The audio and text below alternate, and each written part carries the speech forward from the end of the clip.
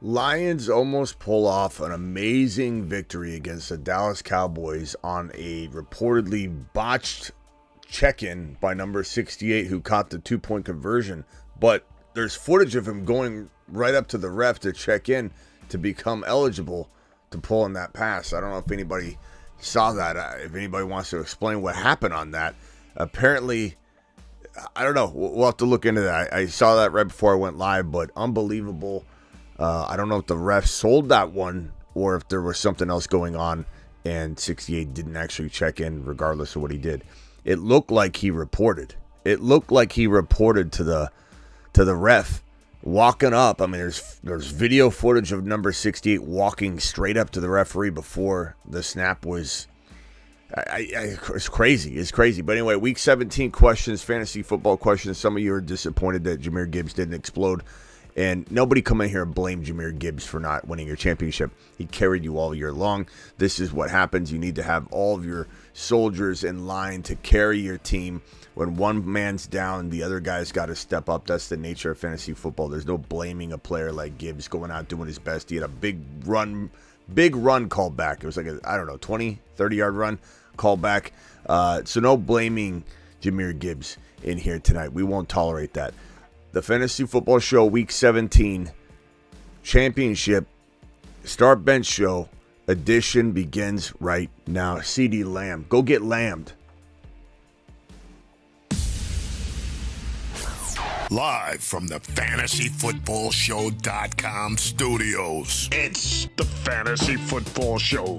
Live! Monday through Friday, 8 p.m. Eastern. Smitty is also live whenever news breaks. Live whenever news breaks. Live after a game like that one. Boy, I still don't know if the refs totally sold that game. These refs are just unbelievable right now. Again, I want a little more clarification on what I saw right before I jumped live. I didn't have a lot of time to delve into it, turn the volume up. Even I was coming in, I was getting ready, and it looked like number 68 checked in with the ref right before the play was snapped, literally 8 seconds or 10 seconds before the play was snapped. And I don't know. That's why Campbell looked and appeared to be absolutely irate. It looked like potentially they had done the right thing, but we'll have to look. CeeDee Lamb absolutely destroyed people tonight. If you have CeeDee Lamb in your lineup, on your roster, you are an absolute gem. Breece Hall doing Breece Hall things on in his contest, his Week 17 outing. Breece Hall to Saturn. And CeeDee Lamb doing some lamb chopping out there tonight. Lamb Chops was a man on a mission. Get lambed. Absolutely. Let's see here. CeeDee Lamb to the moon. Absolutely. Vegas Mark in the building. Lamb killed me. Pain, he says. Let's go over some of the news and notes if we could. Let me pull up this right here. This might be a little bit easier than pulling graphics over. Let me just share my screen here, and we'll pull up some of the news that's kind of floating around right now, some of which will be the performances of tonight's ballers and disappointments. We'll pull that up right here. Amon-Ra St. Brown, 6 of 8 for 90 yards and a touchdown. What a nice day. Here we are celebrating Lamb, who deserves it. Here we are celebrating Breece Hall, who deserves it. But what is Amon-Ra St. Brown, what's he, chop liver? What's he, chop lamb? Lamb chops? No. Amon-Ra St. Brown is a man, and he dropped 90 and a touch tonight for everybody that had him in their lineup. And go get St. Brown. Let's go, mashed potatoes! St. Brown dropping loads all over the screen there. Jahmyr Gibbs ran the ball 15 times, 43 yards. Again, he had what looks to be, my memory serves me. If it serves me right, it was like a 25-plus yard run called back. Not that would have, made his. I mean, it could have led to a bigger drive too. But anyway, 43 yards, catching one target for 0 yards. He had 5 points for you basically, which is not a great day. But again, it is what it is. No blaming Jahmyr Gibbs for losing your championship. You have an additional 7, 8, 9 soldiers on your team, and they need to carry everyone when their man is down. Okay? Montgomery, 14 totes for 65 yards and a touchdown. Sebastian says he accidentally benched Aubrey. How do you accidentally bench him, though? Because he's in there from the week before. Like, what would you possibly be doing? How would you do that? Goff, 19 passes completed, 34 attempts, 271, 1 touchdown, 2 interceptions. He was absolutely awful in spots in this game. Goff is probably not the long-term option there. I don't know what you do right away, but how in the hell do you approach this moving forward? Because, like, he's good, he's serviceable, but is he like the future? You can't take him out right now, right? But, like, you have Hendon Hooker, you wonder how good he is. Maybe this is one of those things where Goff is a starter, and they go into next year with Goff as a starter even. And then Goff, we don't wish injury upon anybody, but he is getting up there. He's getting up there in age, and he could miss some time. You never know. And then Hendon Hooker comes in and looks amazing, takes the job, and it's a Cinderella story. Like, maybe that's how Amon-Ra St. Brown gets his future QB. Jamison Williams was taken to the locker room, undisclosed injury in this Week 17 battle against the Cowboys. Dowdle was ruled inactive. Okay, so those were some of the things. Isaiah Pacheco, wanted to get to this one. Isaiah Pacheco cleared the concussion protocol and is expected to play Week 17. So get him into your lineups. Let me just see if there's anything else of note. Brissett, hamstring questionable, is expected to be a game-time decision. No one should be starting Brissett anyway. Nobody. Elijah Moore released from the hospital. That's great news. So prayers up to him.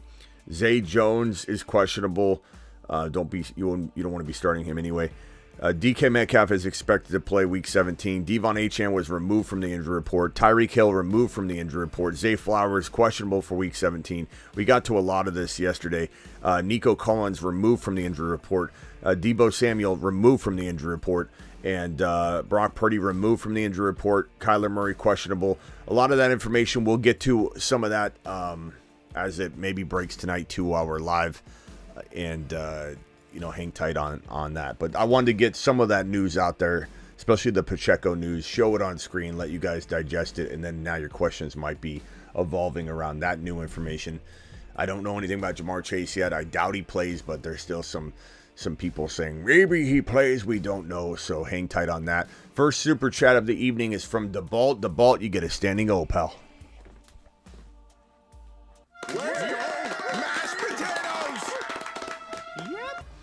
A little bit of a delay on my system there. What a game. Stroud going off tomorrow. Yes, he is. Hopefully. The ball, appreciate you. That was a good game, by the way. Olat, appreciate you with the $5. Got to start one. Chuba, Tyler Lockett, Noah Brown, or Deontay Johnson. Probably Chuba off of volume. Pollard set me back championship week. Yeah. Probably Chuba. Chuba's been getting more carries than really almost any running back in the National Football League in the last 3 or 4 weeks. So you almost got to go with that, my broski. It seems like the safest call. As for, let's see, where was that other one? I forget what else I was going to say on that note. I don't know. I'll come back to it. Bench 1, Jacoby, Brian Robinson, Ty Chandler, half PPR. Probably Brian Robinson, bro. That seems like the move to make. Thanks, Smitty. I'm at 83% chance to win thanks to CD and your advice. One final question. I was going to say Pollard. Let me go back to Pollard in a second. One final question for the win. HN DK White in the flex. I assume that's Zamir White. If it was Rashad White, you put Rashad White in, no question. DK's a tad safer. Like, safety goes to DK. I think Zamir White and HN have equal risk. It's a little balanced differently. Their upside and risk isn't exactly built the same, structure the same, but essentially they both have risk. White has a risky offense, right? But he has good volume. HN has maybe risky volume, but I venture to say without Waddle in the lineup, HN's going to pull in a lot of passes. So I think the volume will be there better than people think, but his offense is fire. But there's like equal, different balance of risk. And I think, DK is the safest move in PPR. Do I want to tell you HN? I do, but I almost say find a way to play HN another way, but DK is your safe call. starting Kamara and JT. I mean, you could go HN over Kamara, but I don't know if that's wise. It's tough to know what Kamara is going to do in this outing. Pulling up Kamara's game log the last couple of weeks, just kind of trying to get a feel for what we might, get. Is there any concern walking into this game? I would say, the last 2 games, no touchdown at all, right? Receiving or rushing. So 2 straight games with no touchdown. The 2 prior weeks, he had 1 touchdown and 2 touchdowns. He hasn't caught a receiving touchdown. We only had 1 all year since week 8. And really, Kamara hasn't scored like a monster all year on the ground anyway, or through the air. 1 touchdown receiving. And before those 2 games, the 2 touchdown, 1 touchdown game in week 13 and 14, he only had 2 touchdowns on the year before that. So, he's got 1, 2, 3, 4, 5, 6 total touchdowns on the year. Kamara hasn't been scoring touchdowns. What we really need to look at is yardage, targets. Last week, he had 6 targets, 5 receptions, 16 yards. Horrible. The week prior to that, 5 targets, 5 receptions, 44 yards. Not bad. Week before that, 3 catches, 4 targets, minus 11 yards. Then 60 yards receiving, 50 yards receiving, 33, 44, 51, 91, 36 on up. So it feels like he is kind of tailing a little bit. His yards per carry have gone from 4.6 to 3.6 to then 4.6 again, but then 4.3, then 2.1. And then he's got the Bucs matchup. I venture to say, bro, I like Kamara. I'm just saying that there's a 50-50 call here, Kamara, HN Kamara. That's all I'm going to say. But DK's your start. DK's your safe play. You don't mess around with that. You put DK in. Elvis, appreciate you, Elvis. Let's get on the phone lines. You the man, Smitty. Thank you, Elvis. Appreciate you. Phone lines will open here shortly. Thank you very much. Thomas, Dynasty trade Evans or Jacobs. Evans is at the end of his road, but Jacobs only has probably a 1 to 2, 3 year shelf life anyway. I guess I lean Jacobs. Evans is very, very, very much at the end of his road. Could he have another year? Sure. Is there a possibility Evans could and Jacobs could fall off at the same time? That's how short shelf lives are for running backs. Maybe. But I'd probably lean Jacobs, I guess. Should get a decent job in the offseason, but I don't know, man. That's a really close one. Great question. And now the phone lines are open. Call into the show. Call into the show.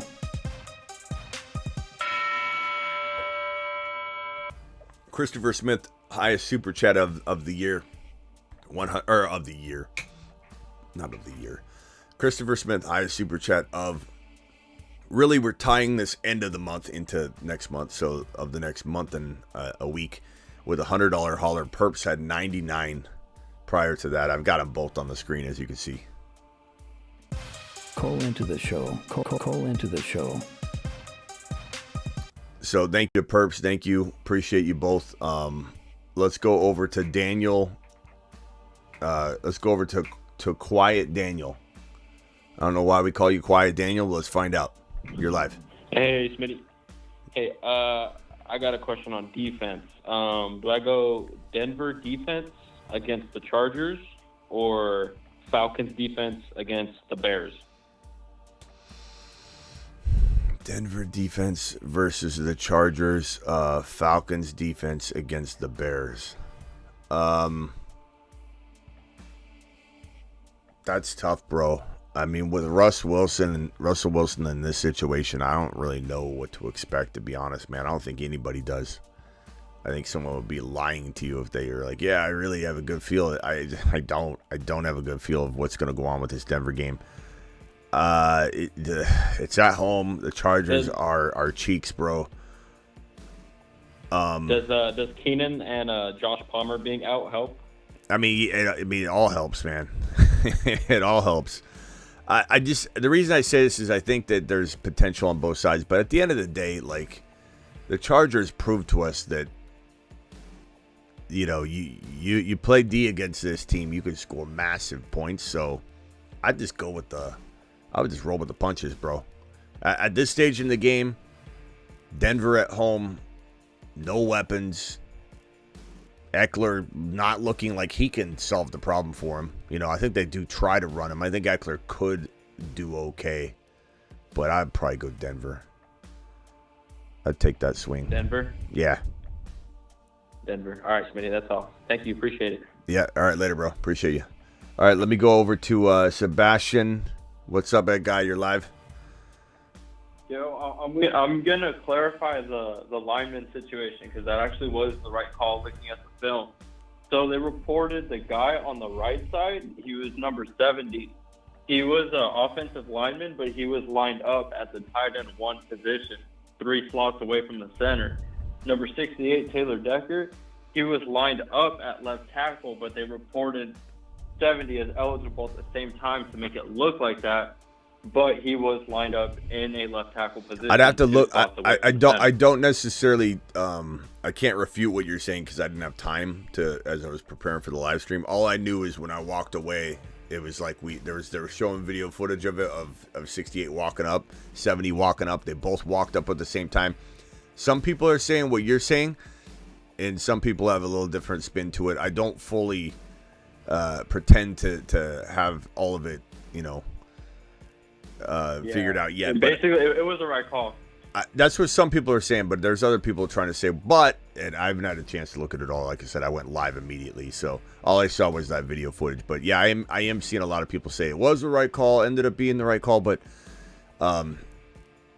for Dan not to understand that though makes me wonder if there's something else at play. But again, I haven't looked at it yet. No, I think it was him trying to get away with it because he knew what he called. He seemed pretty pissed, bro. I really do think he should have kicked it after trying to get away with that. Yeah. I'll agree with you on that. I think at that point you kick it, when you botch it like that, you kick it. But I don't know why. Yeah, I don't know why. I don't know what was going on with that call. Like, I don't know why you would. He was so pissed off though, bro. He was so pissed off. Part of me thinks he definitely. He was like, "Oh, we're gonna score," and then Goff throws a bad pass. But it's like you should never have to put Goff in that position. Yeah, like, it should have just been the kicker. Yeah. All right. Hang tight, real quickly. 1 second, bro. Let me put a couple more callers on the line here. 928 caller. I'm gonna put you on hold. What's your name, bro? And where are you calling from? Dylan calling from Arizona. Dylan from Arizona. What's up, Dylan? All right, hold on 1 second, bro. Mute yourself if you could, and I'll come to you when I can. All right, hey, who was I talking to? Sebastian. You got anything else, bro? Before I roll to the next guy. I think Nico Collins is gonna have a big day tomorrow. Nico, I hope he does. I do feel like he could, 100%. Like he is. I think we're forgetting how good Nico is, and I don't think we all are really forgetting it. I just think we're like, we need a good kick to the rear end right now, bro, and just a little reminder of how good Nico and Stroud are together. That this is a fantastic wide receiver 3 play. No one's saying sit DK. No one's saying sit Devonta Smith for Nico. If people that have those problems, unfortunately my answer won't be Nico most likely. But if you've got Nico in your 3rd wide receiver spot, or you're in a league that has 2 flex plays and you get to throw Nico in one of those, boy, that's potentially a league winner right there. So yeah, I'm gonna tune into the show. I'll let you get to these other callers, but good stream. All right, later, bro. Appreciate you. Call back if you got another. Ron Navy, you're live. What up, Smitty? Yeah, we give Arthur Smith a bunch of crap, right? And we call for intent. What about keeping it even and calling a spade what a spade is? Dan Campbell's an idiot. He's an idiot coach. He's a dumbass. He does feel like he does feel like he's a player's point. Yeah. Take the damn 3 points when you can get them to make it a 1-point game. He cost his team the game because of his dumbass coaching decision, his dumbass coaching calls. He just like Kevin O'Connell did the same thing with Minnesota. The Philadelphia coach has done the same thing, playing conservative. What the hell was he thinking? You have almost 2 minutes left before the half, and you run the ball 2 times. It's like, what the hell are you thinking? Yeah. You punt you do a fake punt. You go for it on 4th down, but yet then you're going to play conservative with 2 minutes left before half. Yeah. Pushing the on button. That's uncharacteristic. That's stupidity. He sucks. He's a dumbass. He goes down in the dumbass coaches. That's why they will never make it to the Super Bowl, because the coach is dumbass. Everybody, like all the analysts out St. there, Brown, they all earmuffs. get them on their radio shows. They all Earmuffs, get them St. on Brown. their TV shows, and they spew. Oh, Dan, you're Earmuffs, so great. Gibbs. You're doing wonderful. Well, how about getting them on your shows and saying, "Hey, what the fuck? Are you a dumbass or what?" All right. All right. Family monetization show. We're go a little overboard there. Ron, I will say this. I agree with you in a lot of what you said. That Dan Campbell seems to have a tenacity or a tendency to not know what to do in certain situations, and I truly believe he's an amateur in some of those calls and big decisions. But I would say he's a player's coach. He's a motivational guy. He's a motivational guy. He's a player's coach, but that doesn't always translate when there's 2 minutes left in the game, or they need to make a big decision, or they got to do something. Like, he definitely does not have, I think, the great coaching instinct yet. Now, he's still got time to evolve that. I think he's got a lot of good qualities that make me want to say, okay, I'm not going to write him off entirely yet, But I do agree with your anger in this particular game. And I don't know if, Ron, you have any clarification on what the previous caller said, if it was correct that even if you reported, it would have been a penalty. If that was the case too, which again, I didn't have enough time to research it before I went live. I went live immediately and I just saw the video footage and the volume was down and I'm like, okay, wait, 68 did report, but maybe 68 could report and it still wouldn't matter. If Dan didn't know that and he's out there arguing with the refs and it does come back that it was the right call, which is what we're kind of hearing, then Dan's even a bigger buffoon right now because he didn't understand the rules, and maybe we're trying to figure that out too, but like we're not coaching the game, like we got a little bit of I think leeway to be like, oh, I haven't seen that, some of those like linemen reporting but still lining up as a tackle, like some of those things, I haven't seen in a while. So, but I don't know if anybody else has any insight on that particular situation. There are two schools of thought out there. I'm venturing to say that the people saying that he reported just don't know that he did, but it didn't matter. It's not all ding. It's frustrating because you got Arthur Smith out there. You got Dan Campbell out there. You got all these coaches out there. You got Mike Tomlin out there. You got all these coaches that are making horrible. They're mismanaging the clock. They're mismanaging the game. They're making stupid calls. They're just like, and then we got to put up with the referees and all their junk. Hey, Ron, put out and can I ask you? It's just frustrating. Can I ask you an honest question? You take the 3 points when you can. You don't. It's frustrating. Hey, can I ask you an honest question? Honest question. Just answer it honestly. I know you will. How badly did this affect your pick'ems? Oh, it didn't. I'm honestly frustrated at the stupidity of these coaches. Because usually there's a reason. Usually there's a reason you're this heated, like it hit your pick'ems hard, and I don't blame you for being mad. I'm merely trying to inject some fun here, but I hear you, Ron, and I think everybody in here agrees that Campbell screwed up big time, multiple times in this game. He got way too aggressive without really knowing, I think the situation. On top of that, he got way too aggressive when it wasn't necessarily the right time to get aggressive, So I would agree with you on that. I still think I wouldn't be so harsh on his, ability to maybe get better as a coach. I don't think, they necessarily win a Super Bowl. I don't know that they even win a Super Bowl, but are they a good enough team to be considered like a top 10 team year over year for the next 3 or 4 years? And is he a good enough coach to do that? I do believe he is. I just think that he clearly didn't handle this game well at all. He clearly did not handle this pressure, but maybe he gets better. I understand what you're saying. Yeah, well, I mean, it's camp. It's a bunch of coaches, and they're never held accountable. They're touted on radio shows and TV shows, and they talk, but they don't hold these coaches accountable for nothing. I mean, they do. They fire them. They praise it. They do. I mean, they fire you if you don't win. But they don't get on the coaches. I mean, they get on you if they fire you if you don't do your job. But okay. The media does.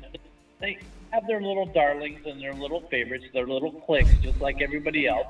They will not go after Dan Campbell. I swear Ron has something on this game. He had to have. The press conference. They will not get on him about his decision making. They will not. He had to have had something on this game. He had to have. Oh, we won the division for the first time in 30 years, and they'll sing his praises, but they won't hold him accountable. Just like people won't hold Tomlin accountable. Oh, he's never had a losing season. So what? He hasn't been to the Super Bowl since 2011, over a decade. I mean, any normal coach would get fired when you can't make it to the playoffs and you can't make it back there. They get fired, but not Tomlin and not these coaches that they just hold so dear, close. They're like their baby dolls. All right, Ron. All right, Ron. Let me get around the phone line. Hang tight. Cool off for a second. All right. Let's see if we'll swing back around. Santos. Huh? Oh, Elvis, you're live. All right, Elvis, you're live. Hey, Smitty. You told me to call back because I had a lot of 50-50s, and because I played Jahmyr Gibbs, it's even a little bit more convoluted in terms of who I should play. So yeah. Would you mind ranking these players for me, just in terms of who you think is going to go off tomorrow / Monday? Yeah, let me put Devontae Adams. Let me put this up on screen real quick. Hold on a second, bro. Then I got to answer these super chats after this call, guys. But phone line, I'm coming for you. All right, hit me with your list of players. Okay. Devontae Adams, Olave, Stephon Diggs, A-Chain, Devontae Smith, Chandler, and Zamir White. I have Kyron Williams, so I'm going to definitely play him. Yeah, of course.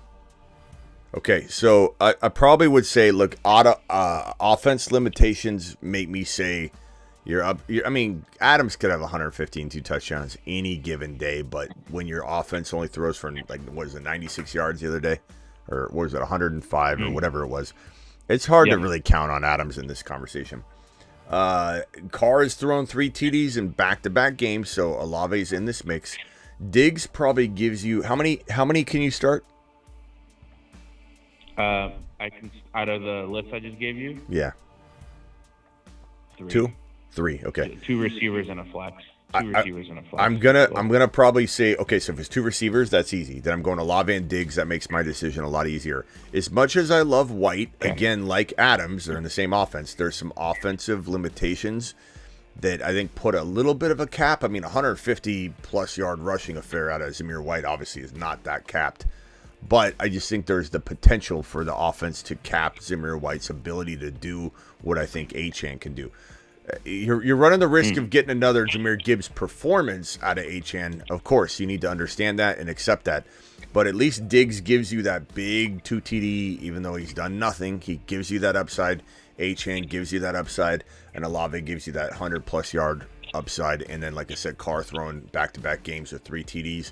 These 3 feel like the easy calls for me if I was in your shoes. Doesn't mean White's not a fun play. Doesn't mean White's not a great play. Doesn't mean Adams can't be the best player on this entire list. You ask me, that's probably what I would do. But I would be biting my fingernails through the entirety of the day. Yeah, but that's what's fun about fantasy football. Yeah, and that's the truth, man. I have to remind people of that every single time people lose. They come in here, they say, I'm quitting fantasy, all that. They don't. Half the time they don't, but I hear it more often than you could have possibly imagined. I hear people say it more than you can even fathom. And about maybe 5% of the time they mean it, or maybe even less than that. And I understand why. Like, it's frustrating, But you got to remind yourself that the reason you played this was to be on the edge of your seat. Somebody told you about fantasy football, showed it to you, and said, look, you're on the edge of your seat. You may win, you may lose based on this one catch. And you're like, that was great. Right. You know, you even lost. Right. You're like, I almost won off of it. But now it's like we live in a hold on. We live in a world where we want to be up by 100 walking into the final game versus having it be 50-50 and you got your guy playing and you need him to score a touchdown to win. And to me, I you know, if a lot of money's on the line, I'll admit I'd rather be up 100.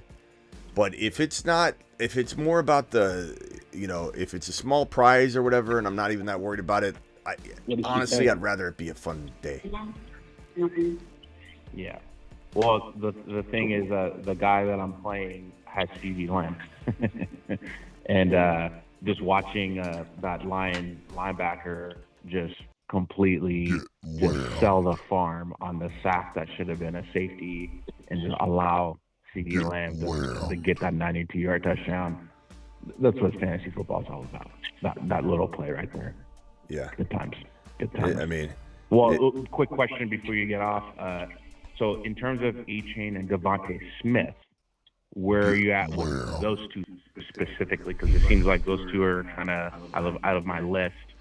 They're close and for different reasons. Because A-Chain is playing Baltimore, so you know. Yeah, Devonta Smith is locked in. If that's in your lineup already, then you leave him. No, he's part of my dilemma with Diggs, Olave. You didn't give me Devonta Smith. I didn't think you gave me Devonta. I did. Are you sure? Oh, I swear I did. I don't think you did. But anyway, he's part of the situation too. I don't think. Does anybody remember him saying Devonta Smith? I don't think you did. I was pretty sure I did because I went down my list here. But if I didn't, I apologize. Maybe you did. But anyway, I would go Smith for sure, and then now that bumps out. Oh, I mean, Olave's safer, but Diggs has. I mean, whether people want to admit it or not, Diggs has a little bit more like upside, but definitely a lot more risk, bro. You know. Yeah, it's brutal. If it were me, I think I'm gonna stick with Diggs and Olave and a chain. I think that's probably the best play for now. Well, you could go Olave, Smith, and Diggs and take A-Chain out, but I mean that's not a bad PPR move. All receivers. That's not a bad PPR move. Mm-hmm. That's probably the safest move. I don't know that I would do it, to be honest, because I'm riding and dying with A-Chain, but I just can't. But it is a bad matchup. A-Chain go off in the championship game, yeah. And him on my bench. I couldn't swallow it. I'd rather lose with him. That's how I feel. That's how I feel, and I could care less if I lose the league that, you know, over here I'm going to get second place and get $100, or in this league I might get $250 if I win. I'll take the chance to just have fun riding and dying with this man. That's actually exactly what my league is. $240 for the win, $80 for the second. Yeah, I don't know. But Devonta Smith, Olave, and Diggs is probably your safest move. Okay. Hey, gotta go, bro. Appreciate you. We'll see you later. Appreciate you. Appreciate you. Who is this? Who am I talking to? Oh, that's Elvis. Okay, Elvis. All right. Hey, callers, mute yourself real quickly. Let me get to these super chats real quick, and then I'll come right for you. But please mute. Don't pretend mute. I know everybody thinks they're quiet, but it definitely, there's a lot of sounds that get picked up. So please mute and hang. Please mute and hang up, or hang up if you can't mute for any reason. Okay. Perps with a $20 hauler. Perps with another $20 hauler. First of all, Perps says 300 watching and only 76 thumbs up. So hit that thumb up button. We can do better. If you don't know how to ask and we will help you. Best fantasy football show available. Name another channel. I appreciate you, Perps. Perps to the moon. Hit that thumb up button. Perps is commanding it. Perps also dropped a $20 hauler here. Serious question, chat, and the viewers. Who doesn't know how to hit the like button? Can you please? Thank you. Appreciate you, Perps. Perps wants you to hit the like button if you haven't noticed. He spent two $20 super chats trying to tell you all to hit the button, do it live, do it for Perps, do it for me, do it for the channel. Alert. Super chat alert. Thank you for that double $20 super chat. Jake with the $10. Jake, you get a moonshot for having a $10 wad on screen, young man. Appreciate you. Jake says what does it say? 4 4-point passing TD scoring. Which QB? Fields, Stroud, Stafford. I'm not gonna lie. Part of me wants to say Stroud so badly, bro. I just have this weird feeling. But first game back, Stafford's on a tear. The Rams are just hungry, and they're gonna probably lambaste the Giants. But maybe they're lambaste him running. We don't really know. I would lean Stafford, but you are not wrong, or you don't have. You're not going to get a lap or any sort of laugh from us if you throw Stroud in there. I'd probably go Stafford, but it's really close. For the defense, who do you start? Chiefs versus the Bengals, or Raiders versus the Colts, or Rams versus the Giants? Probably the Chiefs, bro. Chiefs versus the Bengals. That would be my call. I believe consensus data has them around number 5 or 6 overall anyway. They're definitely going to rank above the rest. Not that should guide you. I mean, we have brains of our own, but that data sometimes is very helpful to nudge you back in the right direction if you start getting cute. And because it's saying that the mass populace is putting KC not only above both of those options on the regular when faced with that dilemma, but into the top 5 plays of the week for defenses. So pick 2 running backs, 2 wide receivers, and a flex. 2 running backs, 2 wide receivers, and a flex. Give me Achane. If Walker's out, I'd probably go Sharps. But if Walker and Sharps are both playing, and Walker's questionable, and he ends up playing, like, Hubbard's probably a tad safer. CEH is now out of the dilemma, not out of the game, out of the dilemma because Pacheco's back and going to start.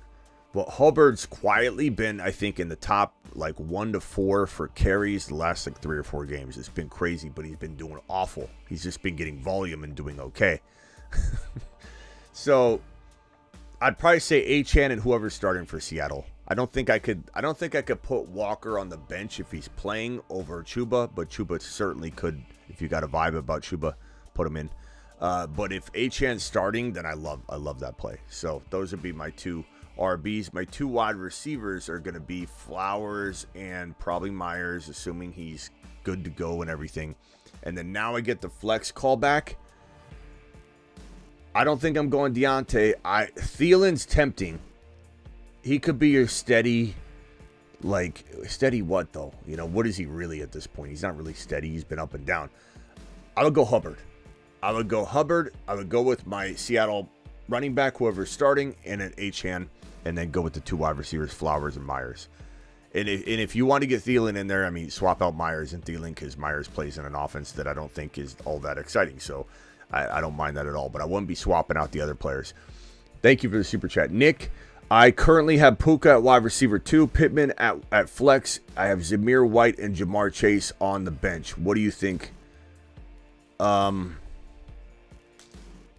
think given Pittman's been banged up and, it's been kind of a wild ride trying to get him back on the field, I would rather have Zamir White than Pittman this week. But Pittman has continued to over-deliver on my expectation every single week. That's probably the one guy I'm wrong about more than any player on a weekly basis is Pittman. But Zamir White, we've been right on, and he's got 2 back-to-back amazing games, and he's starting. So I'm going to go Zamir White. If Jamar Chase was starting, he would go above both of them. But he's probably out, but there's still some minute chance that, he warms up and something happens. But we might get word tonight or tomorrow that he's out. I have a feeling we'll get a tweet tonight that says he's out, or tomorrow morning. Hey, Smitty, Zamir or Pacheco? Man. Pacheco's hard to sit whenever he's playing, but you gotta be a little leery of what's his volume gonna be like right away coming off of, I guess I would say there's a chance the Chiefs maybe try and save him a little bit for the playoffs, but then again, they need a win. They need to get a spark going. They need to get everything in line. I feel like they feel very off kilter. They need to smash in this game. It's at home. I think Travis, you're a big Pacheco guy. You're on the line, right, Travis?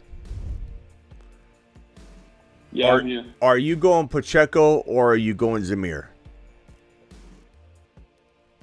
Oh man, What's the matchups? Zamir's Sorry, Zamir's at Indy, and Pacheco's at home versus the Bengals. The Colts let up a lot of yards to running backs. I think Zamir's a little safer just because of the injury risk. And the reason I asked you is you're very pro Pacheco, so if you're saying that, I think that puts some people at ease. I like Pacheco a lot, but to me, it's like it would be a gut call. Do you want to risk the injury with Pacheco? And if you just look at what teams do against Indy on the running game. Let's get Ron's mind off Dan Campbell. Ron, you like Zamir White at Indy or Pacheco coming back, first game back at home versus Cincy? Or Dan Campbell? I like a healthy Zamir White playing over. Yeah, I like Zamir White. I think I can agree with that. Zamir, I agree. I concur. He's had 2 great games in a row, so it's like if he crapped the bed, you wouldn't feel all that dumb. You'd be like, look, he was on fire. He looks smooth. He was a preseason darling. He looked amazing. We kind of talked about him on and off all season long on the waiver wire. He's kind of been low and medium. He hasn't been always at the top or anything, but he's floated up several times, and we mention him, talk about him. This is not some flash in the pan. Like we've really liked Zamir White for some time. Hey, Smitty, Zamir. Okay, so also Kmet or Everett. Probably, I think Kmet's still banged up. I don't even know. Is Kmet a go? I think he's still questionable. I think Kmet is, maybe he got cleared, but let me check. Kmet questionable still. There's no word on it.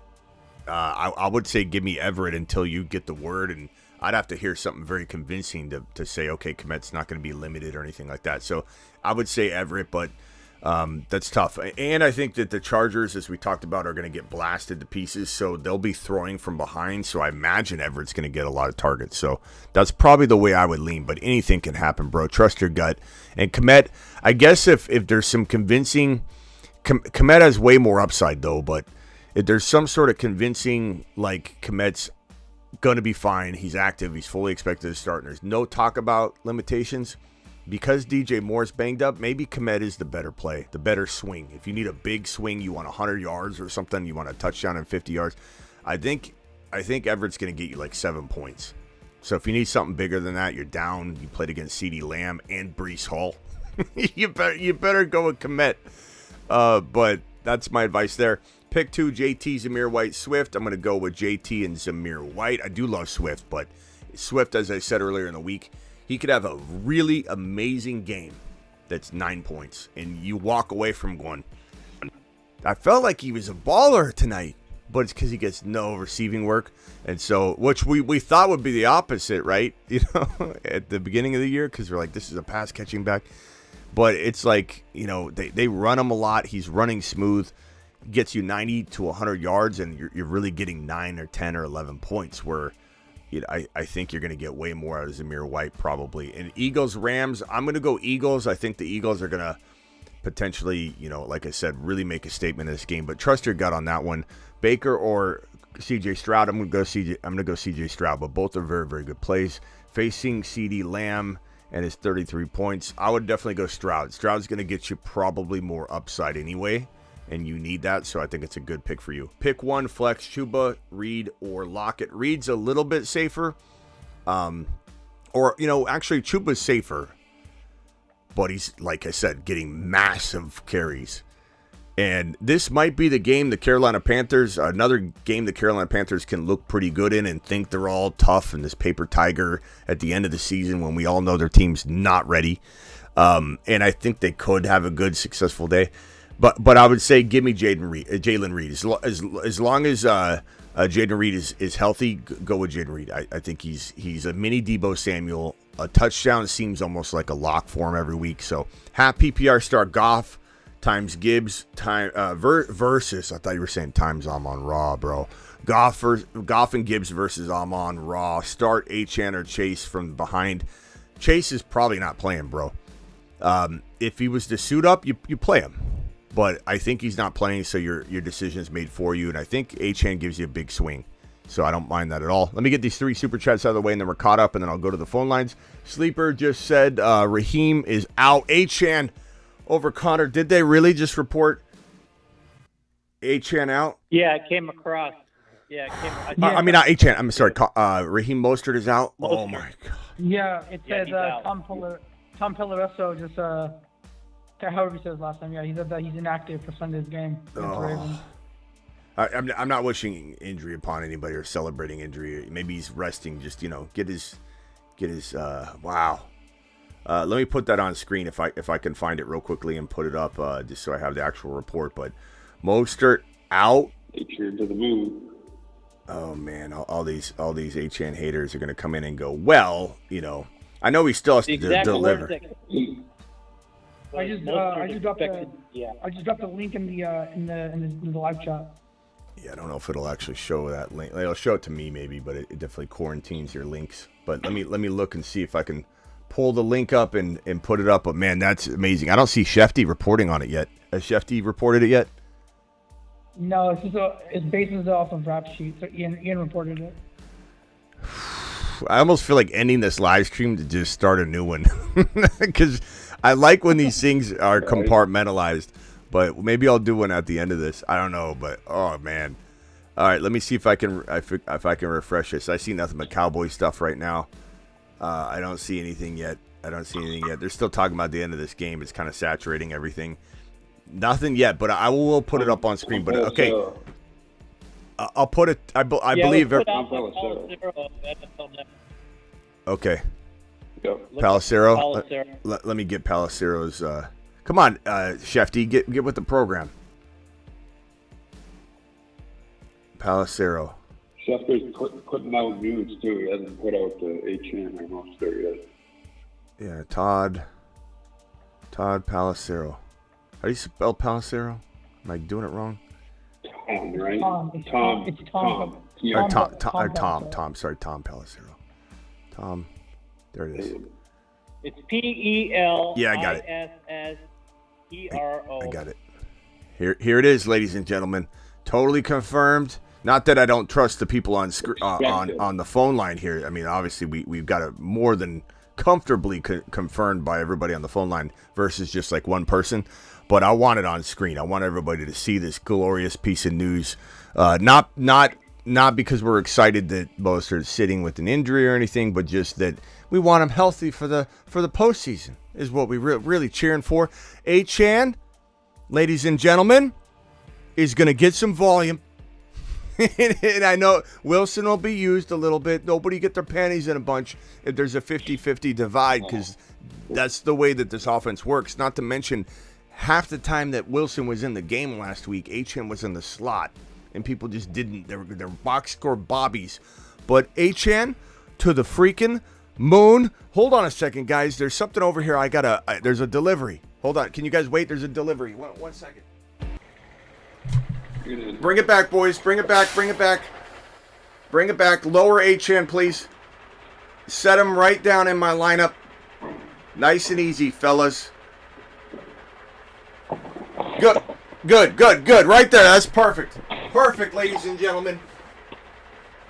Devon Achan, please report to your shuttle to Saturn. Your shuttle is leaving. Prepare for departure. Touchdown probability high. Anthony C wants credit for this, by the way. He says, I said it in the chat first. Anthony, congrats. Appreciate you.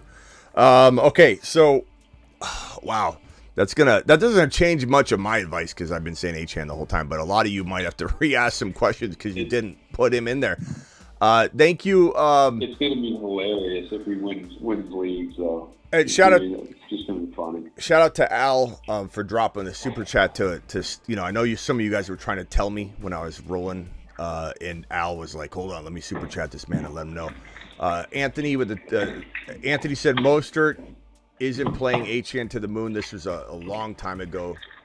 So thank you. I think this was a long time ago. Thank you for that super chat, my man, dropping that on screen. Then we got, thanks again. This is from Matt. Matt says Noah Brown or Jaden Reed.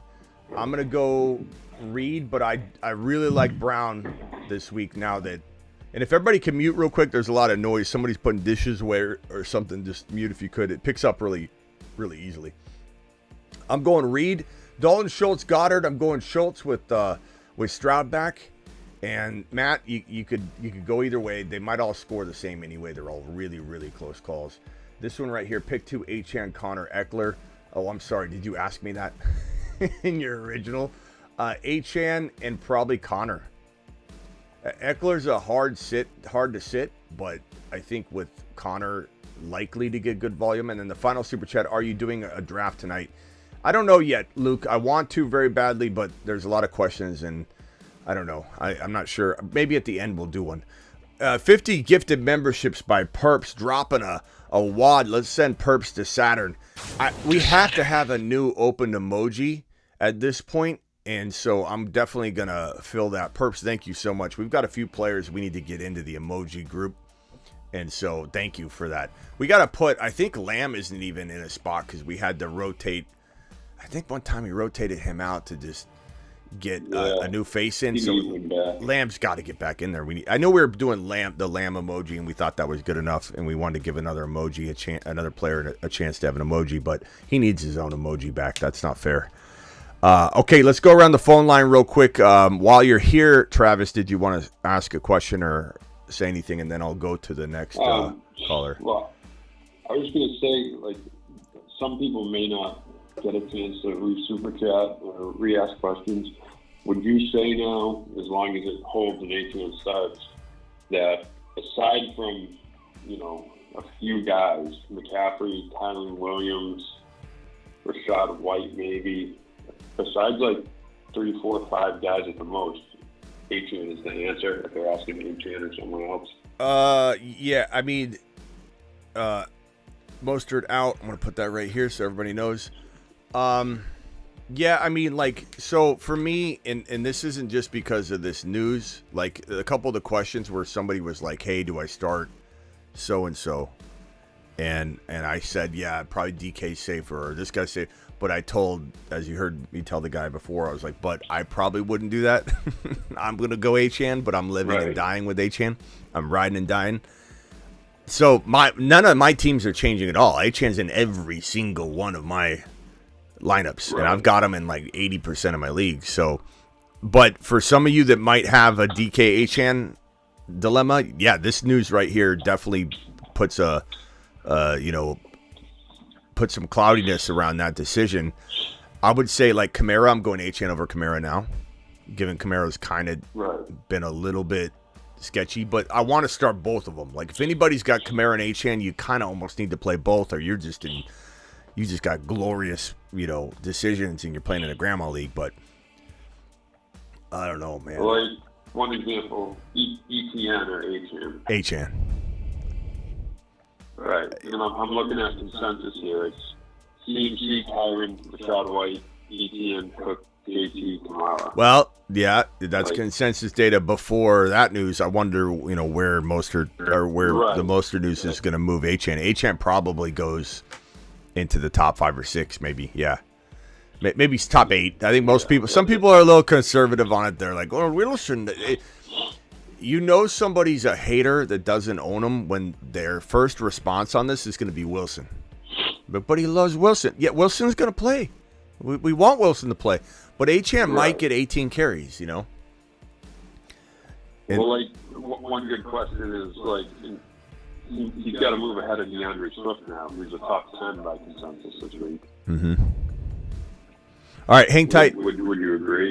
Who? He would move ahead of DeAndre Swift, right? Achane, yeah, for sure. Okay. Yeah, Achane's above everybody, but like Kyron, CMC, obviously those guys are all above him. Here, let me give you an exact list. If I was looking at it, what I would do. I'm different than everybody else because I'm starting him no matter what, anyways, every week.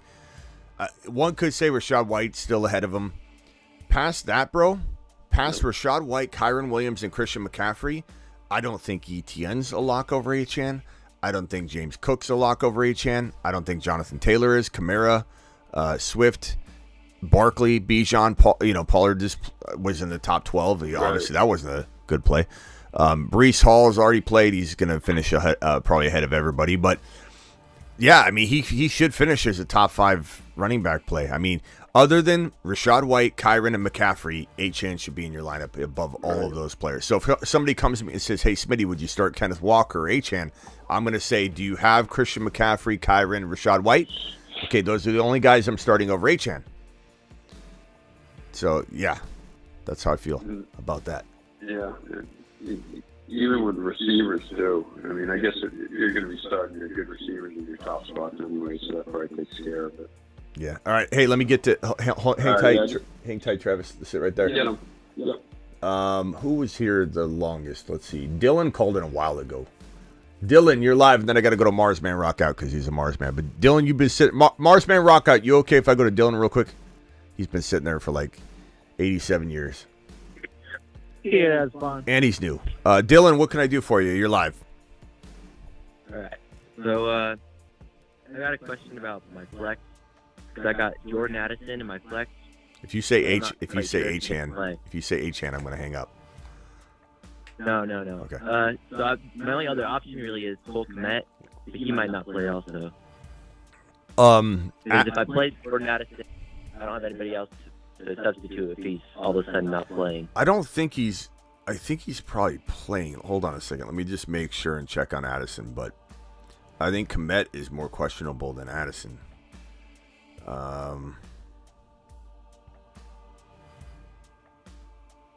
Because Amari Cooper and Cortland Sutton are both hurt. Yeah. So Addison's at back-to-back practices, which makes me think he's going to play.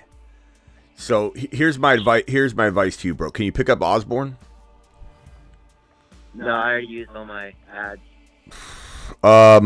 You're just going to have to go off the news tonight. You might hear tonight, Schefter might do one of those late-night tweets that says, Addison's questionable, but expected to play. Blah, blah, blah, but expected to play. And he does this about 15, 20 of these tweets, and it should cover it should cover this, I probably would guess. If not, I believe you find out in the morning. If you don't find out in the morning, then I guess you could go Kmet it if you hear Kmet's going to go and you just throw your guy in there. And Kmet's not bad, bro. That's not horrible. If he's playing, it's definitely a decent play. So that would be my advice. I would say go Kmet if you have no indication that Addison's playing. But back-to-back practices makes me feel like you're going to hear well before morning game kickoff. But you never know. If there was no injuries, who would you play, Addison or Kmet? Addison. Yeah. He does better when JJ's in there anyway, you know? Because the defense is like, let's cover, especially after last week. It's like JJ was making miracle grabs. Everyone's going to try and lock this man down. And so Addison might be in one-on-one coverage on the outside. And Ron knows because he loves Addison. Addison is the kind of guy that is going to have that back shoulder throw. And all he needs is to have a step on the defender on that, and the defender will either fall down or just have a stutter step or whatever, and then Addison in one-on-one coverage has a 60-yard touchdown. Like, if I had to bet my life on a 50-plus yard touchdown play, I don't think I'd make it Addison, but he'd be in my consideration of a player. If you're like, Smitty, you got to pick a 50-yard touchdown reception on Sunday, I would be like, okay, there's like a handful of players. Addison would be in the conversation, you know, because especially with JJ on the field. Without JJ on the field, hell no. But with JJ on the field, single coverage, this quick guy on the outside, that's definitely a potential something I could see happening. Yeah, I got some leeway because I got CeeDee Lamb already he already went, so that's nice. All right, hey. Probably going to wait.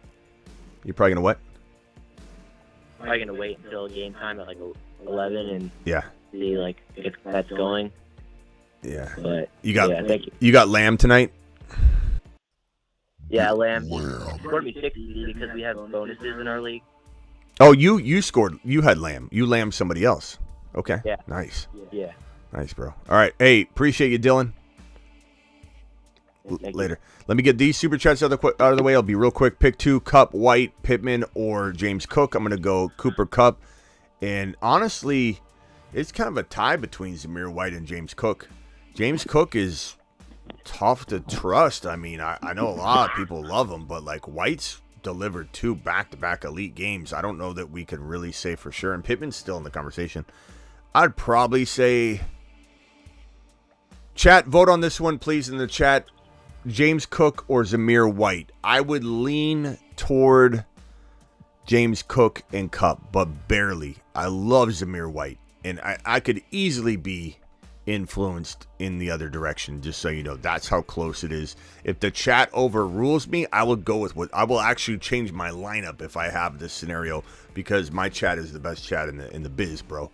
And asking your chat, asking the audience, that's why it's such a powerful question on Who Wants to Be a Millionaire, or back when, I don't even know if that show still exists, because the audience has an amazing amount of knowledge as a group. It's groupthink. Smitty, asked you this before, but my flex is worrying me. Zamir White, Ayuk, Ty Chandler, or Nico. I think you're. Let me go to a few of you on the phone line on this one. Very quick answers, please. Sebastian, Ayuk, Zamir White, or Nico. Pick one. Nico. Yeah, he's the number one. The volume's going to be there. The ceiling's going to be there. You love Nico. I don't blame you. Ron Navy, Nico, Zamir White, or Ayuk. I like Ayuk for the safe play. Nico for the high risk, high reward. But Ayuk, because look at who they're playing. Yeah, I mean, it's a great matchup. It's Washington Commanders, and it's a revenge game for Purdy. Like, not only is it a revenge game for Purdy, but even if Purdy isn't him, like, at all, guess what the Niners are going to do? Make him look like him. This is like the Wizard of Oz, you know? Like, maybe behind the curtain, Purdy is this, non-mythical creature. But guess what? At his disposal are players that no matter what, as long as they take the ball from him on a forward play, it's a touchdown. Purdy throwing a touchdown. Hey, Christian McCaffrey, here's a little pitch. Touchdown throw by Brock Purdy. Hey, Debo, take this at the 1 yard ahead of the line of scrimmage. 67-yard touchdown. Thank you, Brock Purdy touchdown. So this is a get-right game where the Niners need to prop this man's confidence up, and so I do think Ayuk is probably the safest call by far. But doesn't mean Nico isn't my favorite play of here. I don't mean to confuse you, Megas, but that's just how I feel. I'm just being honest. I would waver all the way up to kickoff on this one because I love Nico Collins this week. I absolutely love him this week. Ayuk is safer. Nico's the fun play. Like, anybody remember, what was it, Cool Hip Jim and, what was it, Conservative Jim from or was it, what's the movie? American Pie. Cool Hip Jim, when he puts his hair down a little bit and then he pushes it up a little bit. I feel like Cool Hip Jim is definitely going to be Nico if you wanted to go that route, but conservative Caleb is definitely going to be Ayuk. All right, hey, thank you Megas for the $10 holler. Mega to the moon, super chat. $10 holler gets a moonshot. Thank you, Megas. I'm going to get to these other super chats in a second. Spy, appreciate you. Already answered this one already, and it was Cup and James Cook, and Pittman or Jaden Reed. I'm going to go Jaden Reed. Thank you for that one. That's a tough one, I guess. But Frank, thank you, Frank, for this super chat. I'm going to put this in the corner and come back to it. More appreciate you dropping that super chat, and then S Flood dropping a $20 hauler. Let me celebrate this man real quick. Took your advice, drafted Hall and Lamb, 99% chance to win my final for 2K. Let's freaking go. And what does the man do? He could have come in and dropped a $1.99 super chat. Not that I care. I'm grateful for anything. But this man comes in. He could have just quietly sat behind the scenes and said, I won my championship. This is great. The man comes in and drops a 20 wad to help allow me to celebrate with him. $20 hauler. Absolute amazing job. Lamb and Brees Hall to the moon. Get lammed. SF Flood 2542. You are the man. Let's go. Alert. Super chat alert.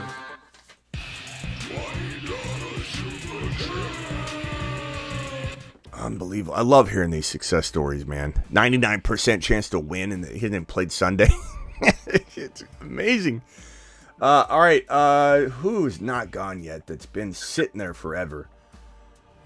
Bay Area. Did you say Rock Out? Oh, Rock Out. I'm sorry. Rock Out, then Bay Area, and then probably Chris from Indy, then Andrew, and then I got a few of you on here. There have been some people. Those guys have been waiting a while. Bay Area, you're next, but Rock Out, you're up. I'm sorry, Rock Out. Marsman, Rock Out. Hello? What's up? Hello? Would you play Zamir White over Swift? Yeah.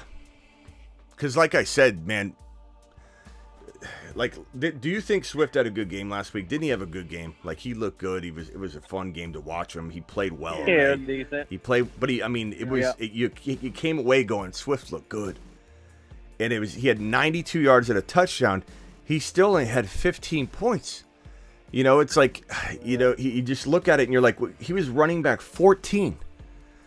You know, so, I mean, if you... He gets bolstered. Yeah, and so it just I just think that there's a stronger chance. I love him. The matchup is even good, but he does seem like he does better in our hearts, and you know, football wise, he does good. He's like the old running back that never got PPR work, and you know, in PPR they would drop.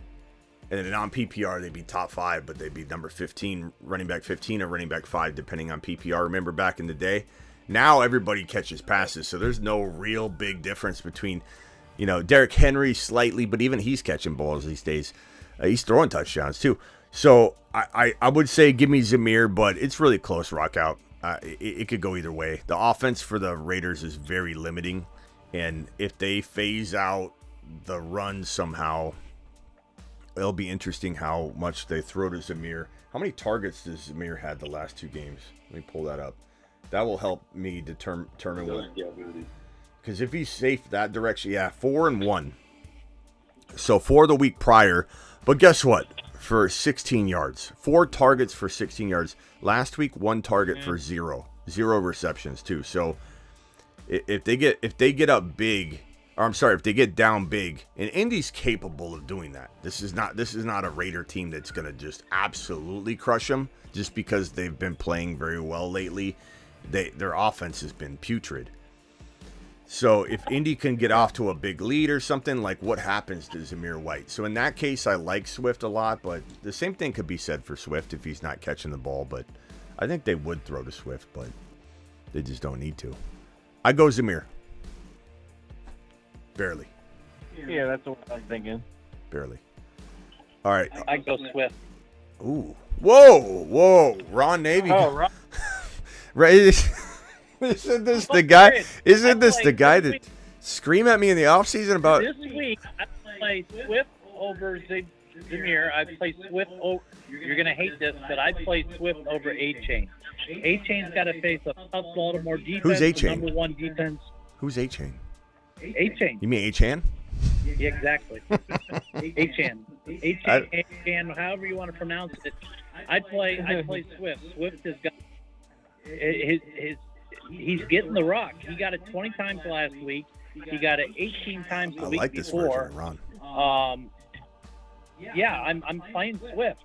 Swift is the play against Arizona. I don't hate the take. I don't hate the take. He's getting more production than A-Chain. He's getting more production than Zamir. So I'm playing Swift. I don't hate the take against Swift. I don't like the take against A-Chan. A-Chan's like situation changed dramatically just a few minutes ago though. Mostert is out. A-Chan to the moon. That volume to say he's not going to get volume though. That's Baltimore. That's all.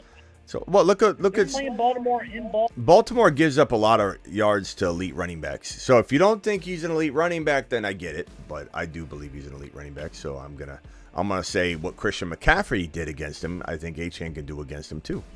McCaffrey had 120 yards or whatever. They've given up some big. A-Chain really. What? A-Chain really hasn't done that much since he's been back. And granted, I like A-Chain, or A-Chain, or whatever you want to call him, however you want to pronounce his name. But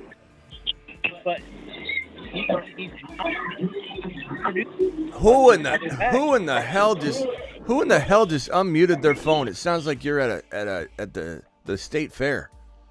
Who was that? I don't know. It's okay. I don't know. That's just my. Yeah, no problem, Ron. I don't hate the take against Swift over Zamir. I'm actually, you almost convinced me, Swift over Zamir. I got excited with Ron Navy's on board the Swift train. I'm on board, but HM no way. But who is it that put themselves off mute? I'm just curious. You're not in trouble. I just want to know what that was. That sound was crazy. Who was that? Back on. Who is that? Where are you at? Are you on a space shuttle? Are you on a plane? Come on. You can do it. Step out in front. Don't be shy. You being shy? I love. We'll know when they unmute to talk. All right. It's so funny how people don't want to admit. They get all worried. Okay. Let me hit. No. All right. Let me go over. Rock out. Hang tight. Let me go over to Bay Area. Hold on a second. Anthony, that's not even funny. How many lines of coke have I? That's not even a funny comment, dude. That's a BS comment. You should know better than that. Bay Area, you were live. Yo, hey, Smitty, how's it going? What's up, pal? Yeah, man. Hey, I just want to let you know, like, hey, you're the reason why, like, flying high right now. So appreciate all your insight, and you've been crushing it. So. Attaboy.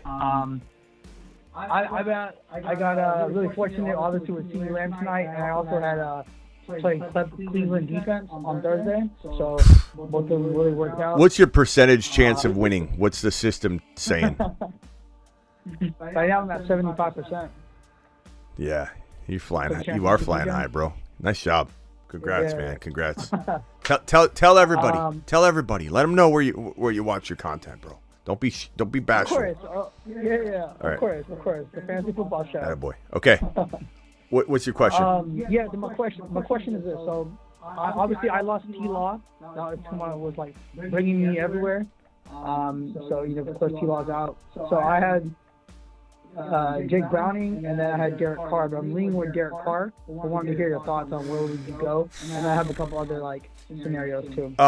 What is the system projecting for both those quarterbacks? I'm just curious. Carr and Browning. What's up? What's your system, your league management that you're playing in? What's it saying that each are going to score? What's their projection? I'm just curious what the projection is for both of them. Yeah, so we're doing half PPR, and Derek Carr is projected at 14.72, and then Browning's at 13.29. I'm sorry, what is Carr? Carr's at 14.72. Yeah. 14.72. So just to give you an idea of to give you some levels of consistency, because I think when you don't really know what to do, you just want to is there anything that's pointing to this, and then another thing's pointing to it, another thing's pointing to it. So here's what I would do is I would say, okay, Browning across the industry is ranked two to three spots below Carr. So there's that piece. Not that you should decide off that. Carr's got back-to-back games of 3 touchdowns. And Olave is healthy. Yeah, Olave's healthy. Chase is out. The Kansas City defense, the Casey's at home against the Bengals. And it seems like there's a lot of, and Browning's kind of in frustration mode. I don't know. He could bounce back. He's a good quarterback. I think there's a lot of upside with the guy. And who knows where he could be next year and, all that. So there's definitely some intrigue there. But I think that Carr gives you that risk, though, of, does he finish the game? But two games back-to-back 3 TDs. Olave's out there. He's got Kamara. He's got Olave. He's got Shaheed. I see Shaheed ripping off a 50-plus yard touchdown. I don't know.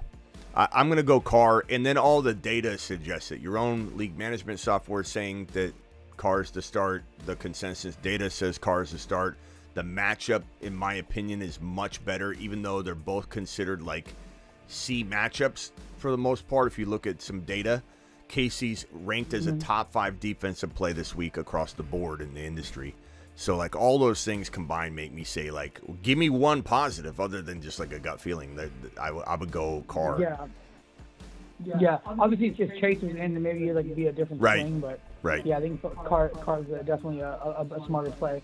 Now, obviously, for the rest of my lineup, I got Nico Collins, I got Bijan, I got Rashad White. So my team's stacked, and then I have like, I got Likely. Now, the reason I'm asking between Likely and Evan Ingram, but now obviously T-Law's out, so that's why I'm kind of leaning toward, even though projection-wise they're recommending me go with Evan Ingram, but obviously I know he's going to get with volume, but I'm also playing a guy who also has quarterback. I'm sorry, Evan Ingram over who? Isaiah Likely.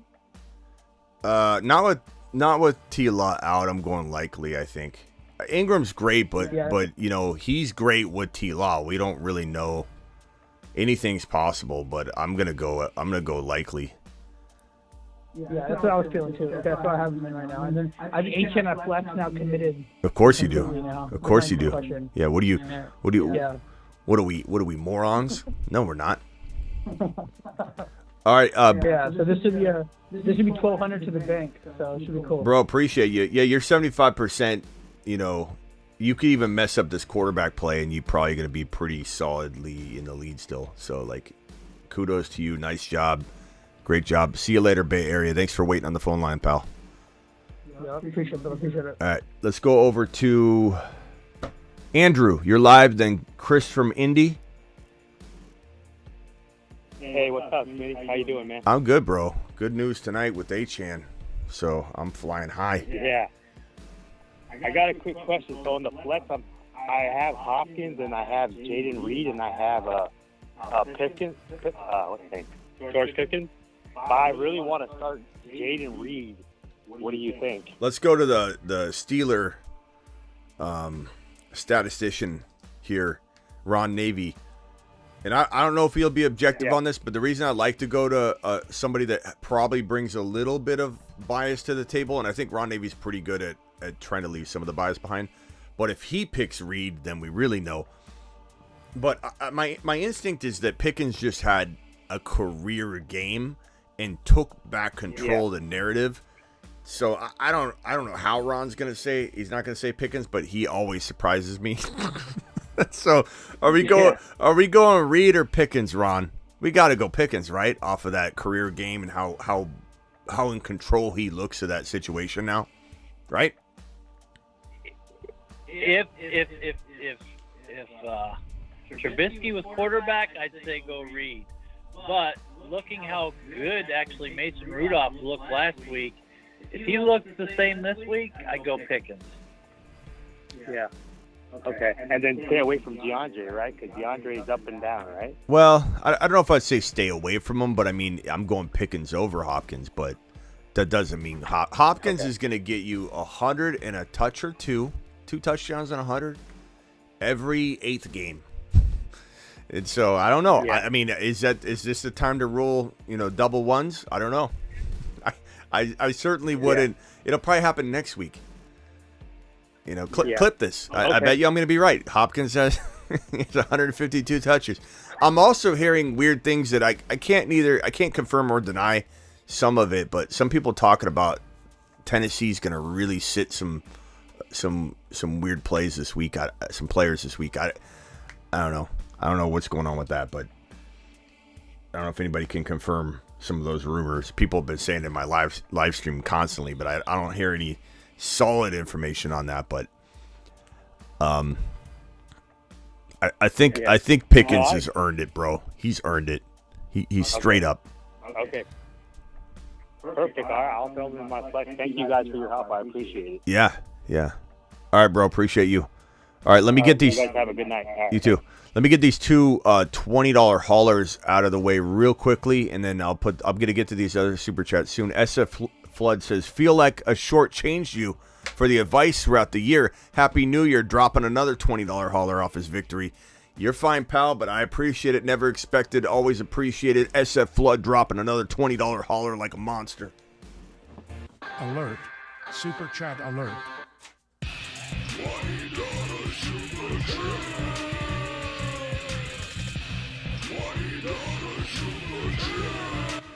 SF Flood, appreciate you, my guy.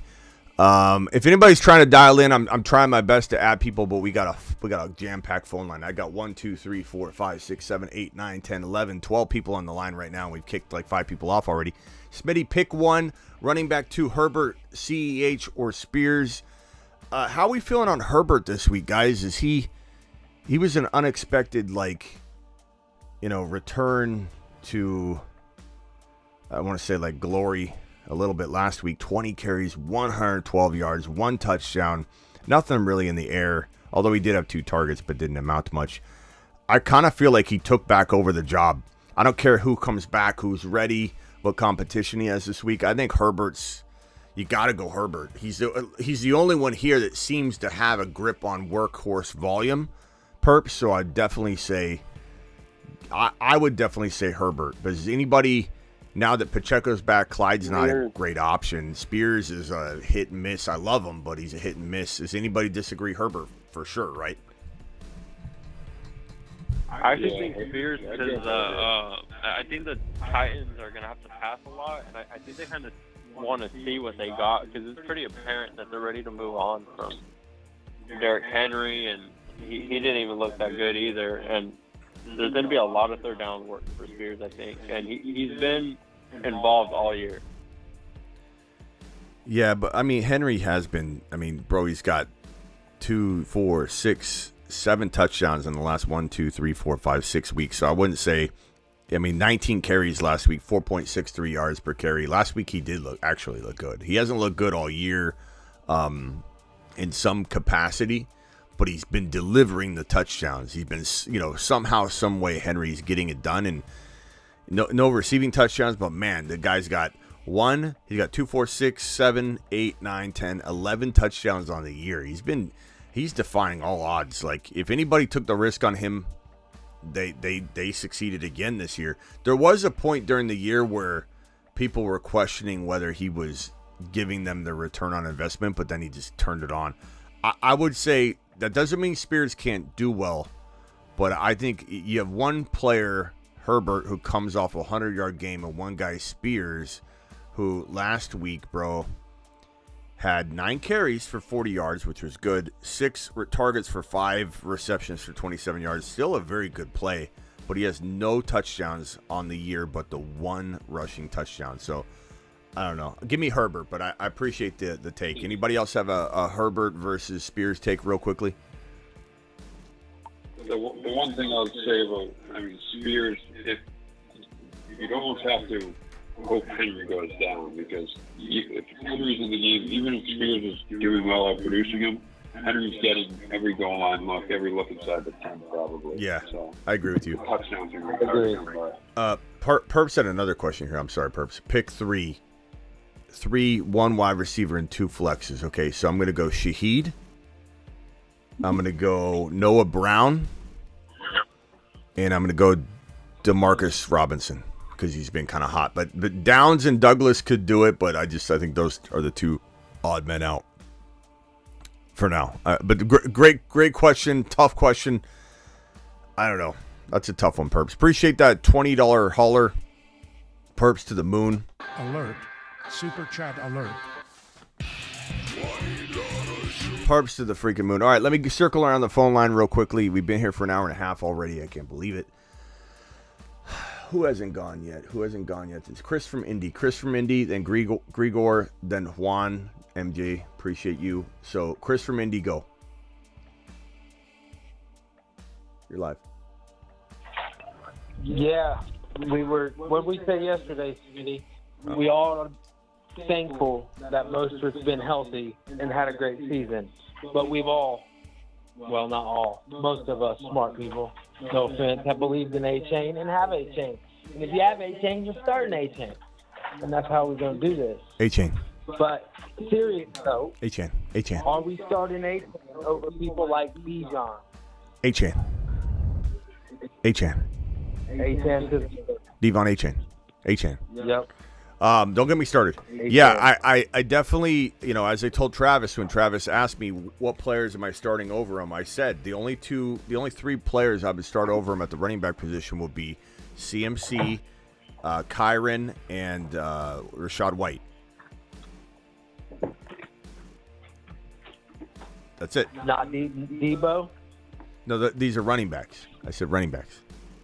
Oh, right. So if you're throwing Debo in there, I would say Debo's pretty damn close. I love Debo, bro. He's a moon man. I love Debo. Debo's. I do. So, like, you got to have a different dilemma. You could throw Achane in there somehow, right? Let me ask you this. JT or Achane? Well, is JT on that list that I just showed you? Oh, yeah, you're right. I got you. Am I write it again? The guy's being hard on the Colts. Thanks the whole Colts is going to watch tomorrow. Zamir White's going to go off. I like JT, but I like Achane more. Achane's my running back 4 probably now. Right. So you think Zamir White's going to have a day tomorrow? I think so, but again, that Raider offense is so putrid at times. Like, it could game script him out. We don't really know. That's why I hesitate to say he's a lock, but I like him. I mean, 2 weeks in a row, Zamir White stepped up.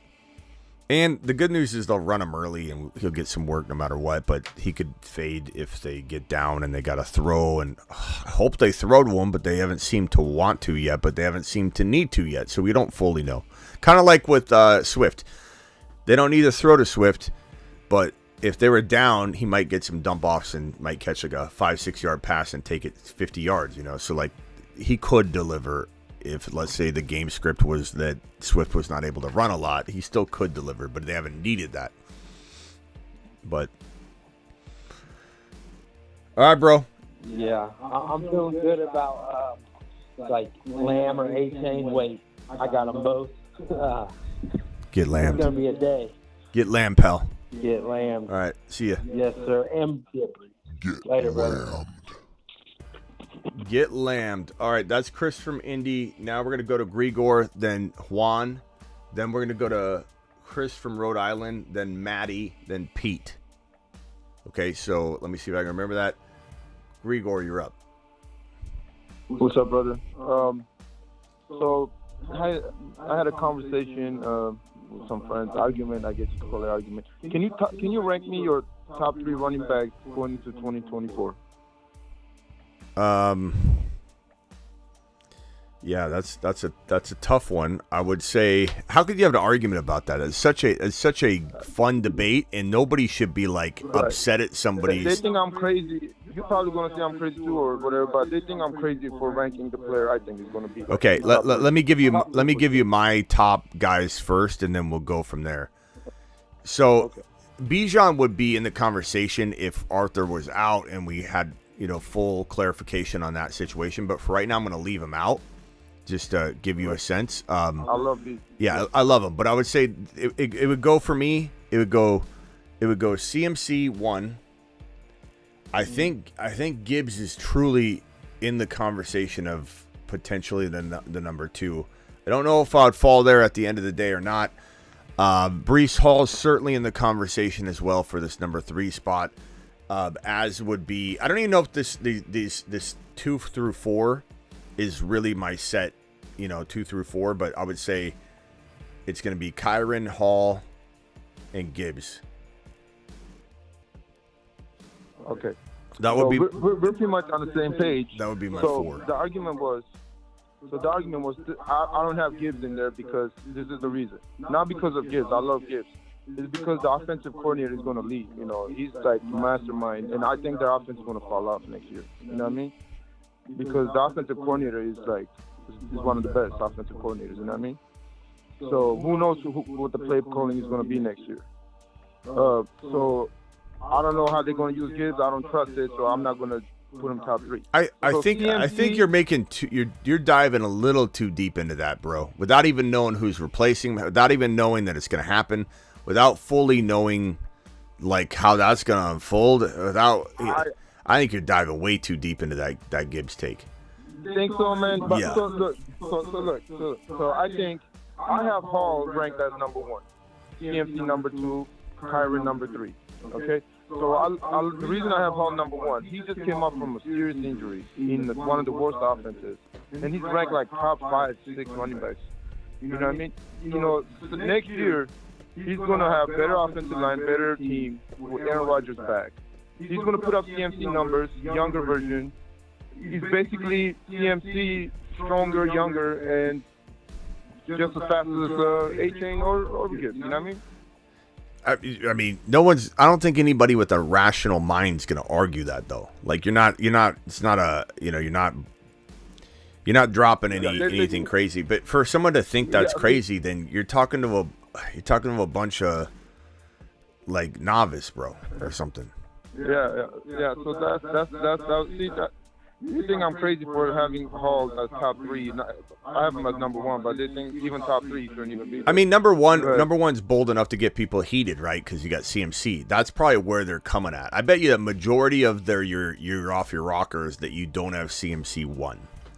Like, and then that's driving them into, like, a conversation with you. If you had Hall 3, I bet you they would be like, yeah. Yeah. But again, I mean, I love CMC. I have CMC, and that's why I'm in Super Bowl. I have Hall and CMC. So the thing is, the reason I like Hall over CMC is because I don't know, man. The salary cap issues and everything. Like, some top teams fall off. Maybe I'm overthinking it, but I just like Hall so much, man. I think he's like faster, bigger version of CMC. You know what I mean? Just when he's healthy, he's insane. All right, bro. Appreciate you calling in. That's why he's 8 feet tall, you know. I don't disagree with you loving Hall that much. That's why he's in my top 4. Appreciate you, bro. And Bijan will be in the convo too. We just can't do that yet. Yeah, we can't go down that road right now. We gotta wait. We gotta wait for it. When the coach, the guy that was arguing about coaches, that's the problem. That coach has one job to do is personnel decisions. You know what I mean? Most of those decisions are analytic. You know, whether to go for it or not. Some nerd from up top is calling him, telling him go for it or don't go for it. But personnel decisions is coach's job, and Arthur Smith is the worst. He needs to go. He's an idiot.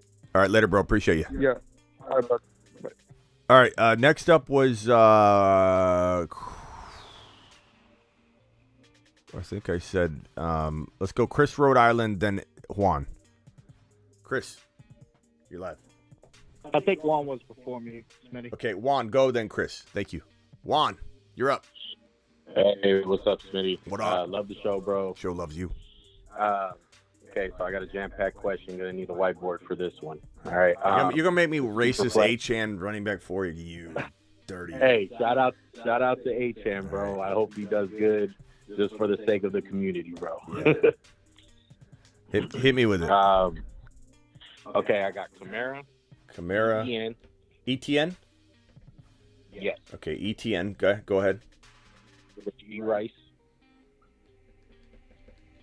Okay. Aaron Jones.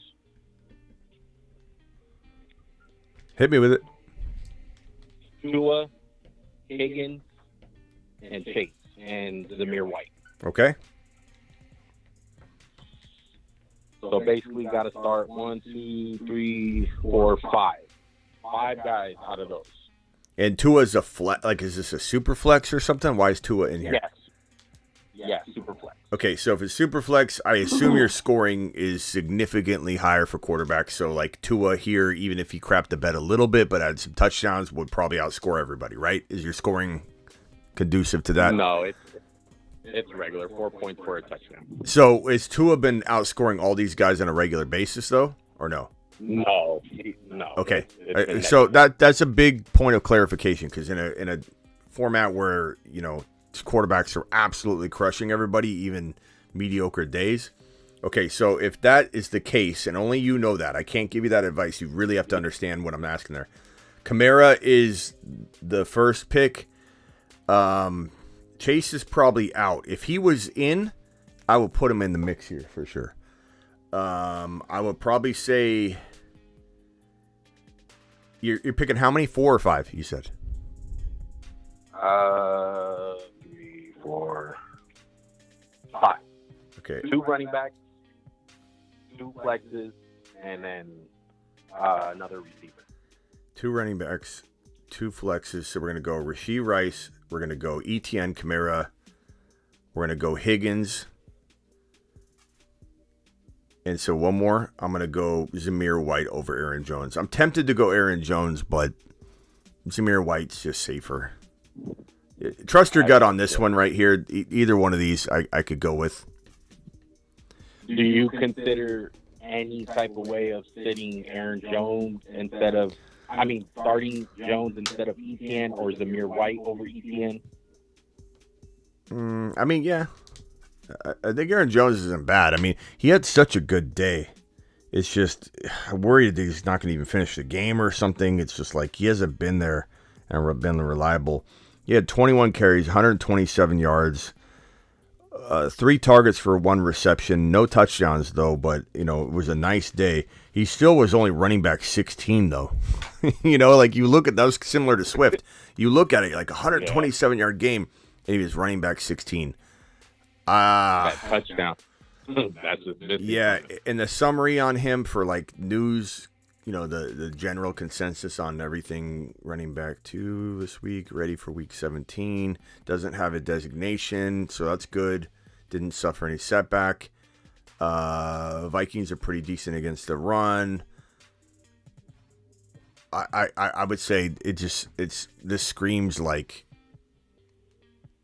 50-50 call to me, and at the end of the day, like I'd be more willing to go Tua over Aaron Jones because it is super flex. Like I would be very, very tempted to find out if you just did a little bit more poking around. I'm not saying you're wrong, but how did Tua score? How many points did Tua score in his last 3 games? Can you give me those numbers? Click on Tua, read off his last 3 games point wise. Okay, last 3 games. Last game, 14.52. Jets, 13.96. And then Tennessee, 7 points. That's it, 7 points. Okay, and then Rachaad White, read off his last 3 games in your format. Last 3 games, 14, 17, and 0, basically. Yeah. He didn't do much against me. I don't know, man. This is so tough. I think Tua is going to have – it's a tough matchup for Tua, but he definitely, I think, is going to have at least like 2 touchdowns in this game. I don't know if this makes a difference. I had St. Brown and Laporta playing tonight. They didn't do amazing, but they didn't do bad. And then I got Lamar as my main quarterback. Yeah, I would probably say, I don't know if anybody disagrees with this on the phone line, like if you disagree with it, but I think Tua is, I like Zamir White, but look what Tua is doing struggling, at times, 14, 13, he's still right there with where Zamir White was. And if you get a blow-up game out of Tua as your super flex quarterback, this could be a 30, 40 point, you know what I mean? I'm going to go Tua. I'm going to say sit White, sit Aaron Jones, start Tua, go Higgins, assuming Chase doesn't play. Higgins, Rice, Etienne, Kamara, final answer. And if you want to sub anybody out because T-Law's out, use this Etienne spot. That's where I would play around with, plugging and playing somebody. I could absolutely sign off on no Etienne this week, and you go Zamir White or Aaron Jones. Your choice. Make a gut call on it. That's where you mess around with. I wouldn't mess around with anything else. Really? So Higgins is a lock. I think if Chase is out, yes, he's been balling out as a wide receiver 1 for his team. Okay. But if Chase plays, you think I should just put? So that's where I'm at. I'm at Aaron Jones and Higgins. That's if Chase plays, you play him. I mean, I hope he doesn't play for you because I don't want you to have like a half go Chase or something like that. All right, bro. I got to run to the next caller. Appreciate you, Juan. Juan to the moon. Later, bro. It. Good luck. Chris, hang tight real quick. Chris, I'm coming for you. Perps is dropping gifted memberships like they're candy in the chat. If you got a gifted membership from Perps, you'll know because your name is now green and you've got an assortment of emojis at your disposal that you can use that no one else can use. We've got Ben Cook in the building. Ben, my boy Ben in here. Ryan, Woods, Cameron, appreciate you all being here. Noodles is in the building. Superfish, appreciate you, by the way. And McPaul, we got who's in here? We got a whole bunch of people popping in here. Okay, Perps dropped 20 gifted memberships and 50 gifted memberships and dropped that $19.99 hauler Appreciate Perps. Perps is going to Saturn yet again. To Saturn. Perps lives on Saturn. Absolutely love the man. Let's see here. Where were we at? I've got these super chats I have to get to very soon. So my callers are, I'm sorry guys, it's a crazy night. Perp says, thanks chat, appreciate all your help and suggestions. I gotta go for the night, work in the morning. Good luck to everyone tomorrow in Smitty we trust. Hit that thumb up button. 150 likes, 330 people watching. That is true. We got 340 people in here now and only 150 thumbs up. Please, let's try and get those numbers to match. It helps me help you. So Perps, appreciate you. Perps, you still here? Perps to the moon. Thank you for dropping your $20 wad, my guy. To the freaking moon, Perps. All right, and then this one real quickly. Let me get some of these out of the way. I know I've got three new super chats. I'm going to get to you guys in a minute. I'm going to put you over in the corner here just so you know that I see you, and I will be getting to these. I try and answer them as fast as I can, but I also try and keep the show as entertaining as possible and keep the phone lines rolling too. So I do what I believe is a decent job mixing it around. Starting Kyron and Achan, so flex Swift or Zamir. This is the question we had earlier too. Ron Navy said go Swift. I said go Zamir, but I said I'm very, very on the fence. And Ron, just hearing Ron get excited about Swift made me almost change my mind. I think it's close. If I was to make a pro and con argument for both of them, I'd say Swift is in the better offense, and this team needs to win, wants to win, is hungry to win, needs to make a statement, and he's been playing very well. He bounced kind of off what would be considered kind of a rookie wall, even though he's not a rookie, but to him, it's a rookie season. It's his first full go. He kind of had a slump, kind of bounced back. I do think Zamir is a little safer. I would probably go Zamir by a hair, but I could almost be talked into it. It's that close, but Kyron and Achan, I can't wait to hear your victory story, Superfish, on Monday. PPR, Stroud and Murray. I'm going Stroud, honestly. I'm just excited about Stroud. Pick 5, Diggs, JT are locks for me. Nico's another lock. We're picking 5, okay. Kyron, come on, Kyron. And probably Ayuk. Yeah, that's probably what I'm going to go with, Craig. But Kyron shouldn't even be in this question. I know you're just throwing him in there just so I have all the information, but Kyron's an absolute force, bro. This one here, pick 5, Diggs, JT. Oh, that's the same question. Thank you, Craig, for dropping that super chat. Craig to the moon. Corey, flex 1, Connor, McBride, Zamir, Achan, and Zeke. Achan all day long. I'm not even hesitating now that Achan's starting. Corey, appreciate that. Corey, you still here? I didn't mean to make you wait so long, Corey. Appreciate you, bro. Thank you very much, pal. All right, Corey's super chat is out of the way. Patrick says pick 1, Achan, Zamir, or Kamara. Honestly, I'm starting Achan over Kamara, but I try and find a way to play both of them because Kamara is still a top 10 running back play. He's a top maybe 7 to 10 running back play, so you must have amazing options if you can't fit both of them in. But Achan's in my top 4, top 5 running backs for this week. More dropping this one, 2 spots to fill Stafford, Fields, Murray for my QB. I'm going to go Stafford. Cup, Jonathan Taylor, of DeAndre Swift for my flex. Okay, I think I'll rank them because I don't know if you need 1 or 2. I'd say Cup, then Taylor, then Swift. But JT and Cup are pretty close. I just lean Cup, especially if it's PPR. If it's non-PPR, I go JT. If it's half PPR, I think it's almost dead even. And I'd say trust your gut. If it's full PPR, give me Cooper Cup. Thank you for that super chat. This one here from Frank. Frank's full PPR needs 3 wide receivers and a flex. Flowers, Puka, Godwin, Ayuk, Higgins, Javonte. Almost done. This is the last super chat, and then I'll go to these other 3 later. I'm coming for the phone line here. Full PPR, need 3 flex. I'd probably go Puka, Ayuk, and Higgins pretty easily, assuming Chase doesn't play. That Flowers is nice if, let's say, Higgins is looking like the number 2. Although Higgins is still good if Chase plays, but I might lean Flowers slightly there. Lamar, White, Kyron, and McBride are my other starters. Let it ride, Frank. I would put Puka. Need 3 wide receivers and a flex. Okay, hold on. Maybe I didn't answer this properly. Puka, Ayuk, Higgins, and then, so 3 wide receivers, and then your flex then obviously would be Flowers. Okay, so we're covered. Thank you. Appreciate you. Back to the phone lines, and then I got 3 super chats pending right here. Who is up next? Who did I say was up next? Chris? Chris, you're live. All right, Smitty. Yeah. So my question Can you turn down that back? Can you turn down the background noise? I don't know if you got the radio on or what you got going on there, pal. Hold on. Boy's jamming his tunes in the. Is that better? Yeah. Thanks. All right.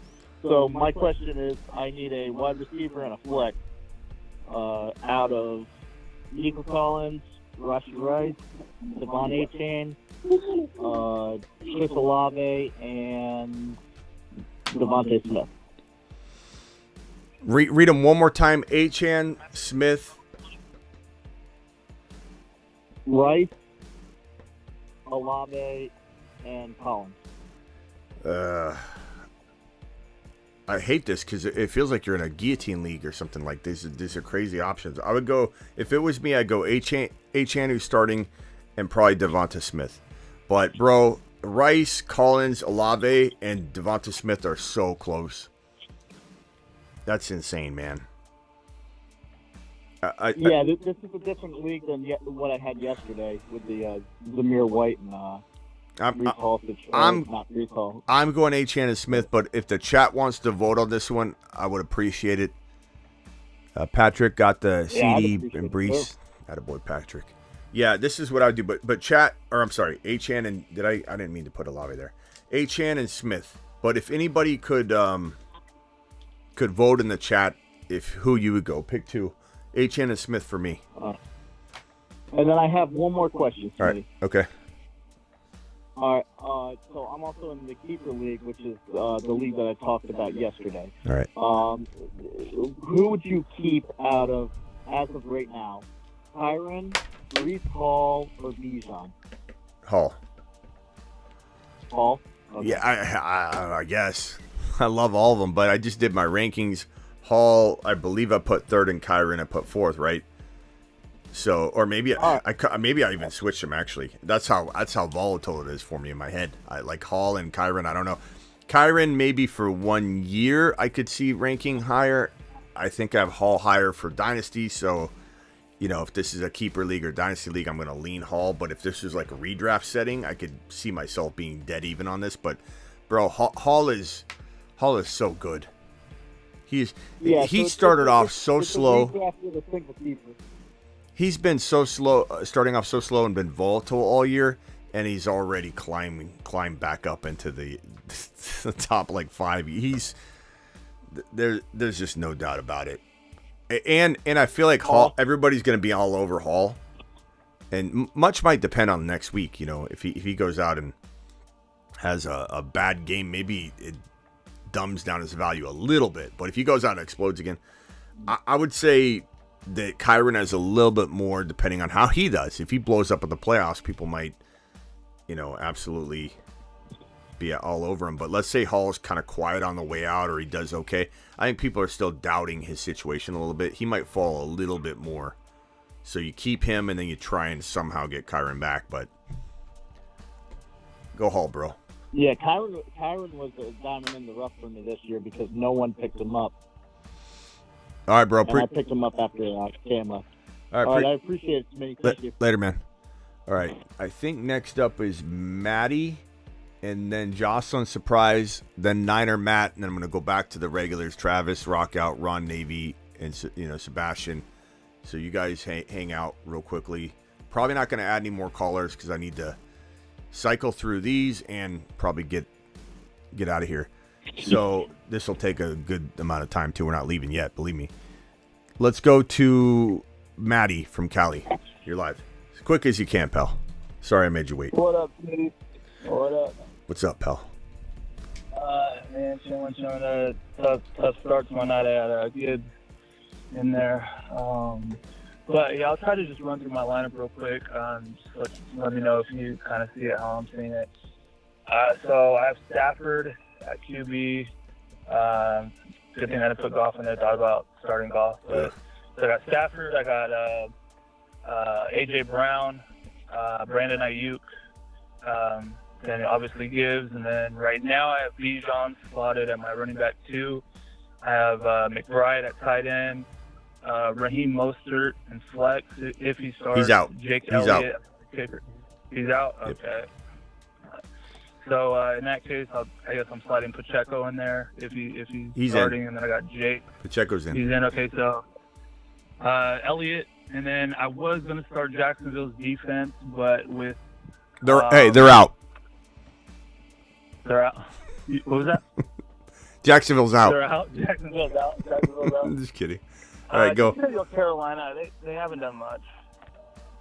But and then so my bench now is DK at receiver. I have Dallas Goedert. Okay. Missing Jigba. All right. So what's the dilemma, bro? I've written your whole team out here. It was Pacheco, Mostert, and Bijan, those three. But with Mostert out, I guess Pacheco's in. DK and Ayuk, I'm still on the fence right there. And McBride and Goddard would be the only other question. You got to go McBride. God, that sucks. You couldn't put. Can you put DK in over Bijan or no? DK, I could slide Bijan to flex. Are you sure you can with Gibbs? Yeah, you can with Gibbs played. Yeah. Okay. Gibbs played. Chat. Ron Navy and Travis and Sebastian. Let's go with Ron first. Ron, would you go Bijan or DK?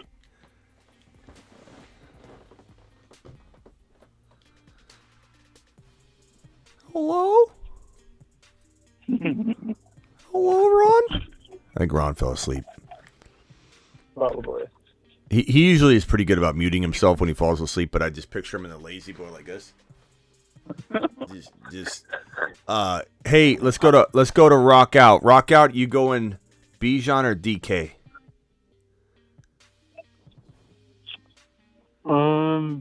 If you want safety, DK, but I like Bijan better.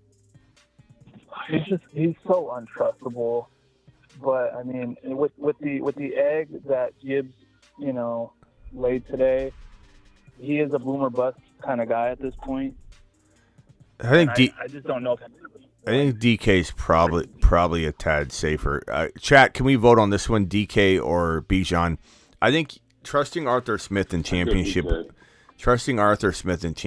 week sounds like in hindsight, the dumbest move in the world, But it's like, I know we want to believe in Bijan, but I think we're waiting until next year and we can all get back on this horse again together, holding hands, singing Kumbaya. But when you got a guy that could be a top 5 wide receiver, a guy that could have 2 touchdowns, especially in your situation, like, I don't know that I would say Bijan's got more upside than DK. DK can have 100 yards and 2 touchdowns, bro. So I think this is your swing. Yeah. So I would slide Chicago too. Yeah. So slide Pacheco to running back and then sub out. Yep. DK Yep. And you got to go McBride. You got to go McBride. Yeah. All right, bro. Okay, and then just real quick. So no Jacksonville defense. You're pretty adamant on that.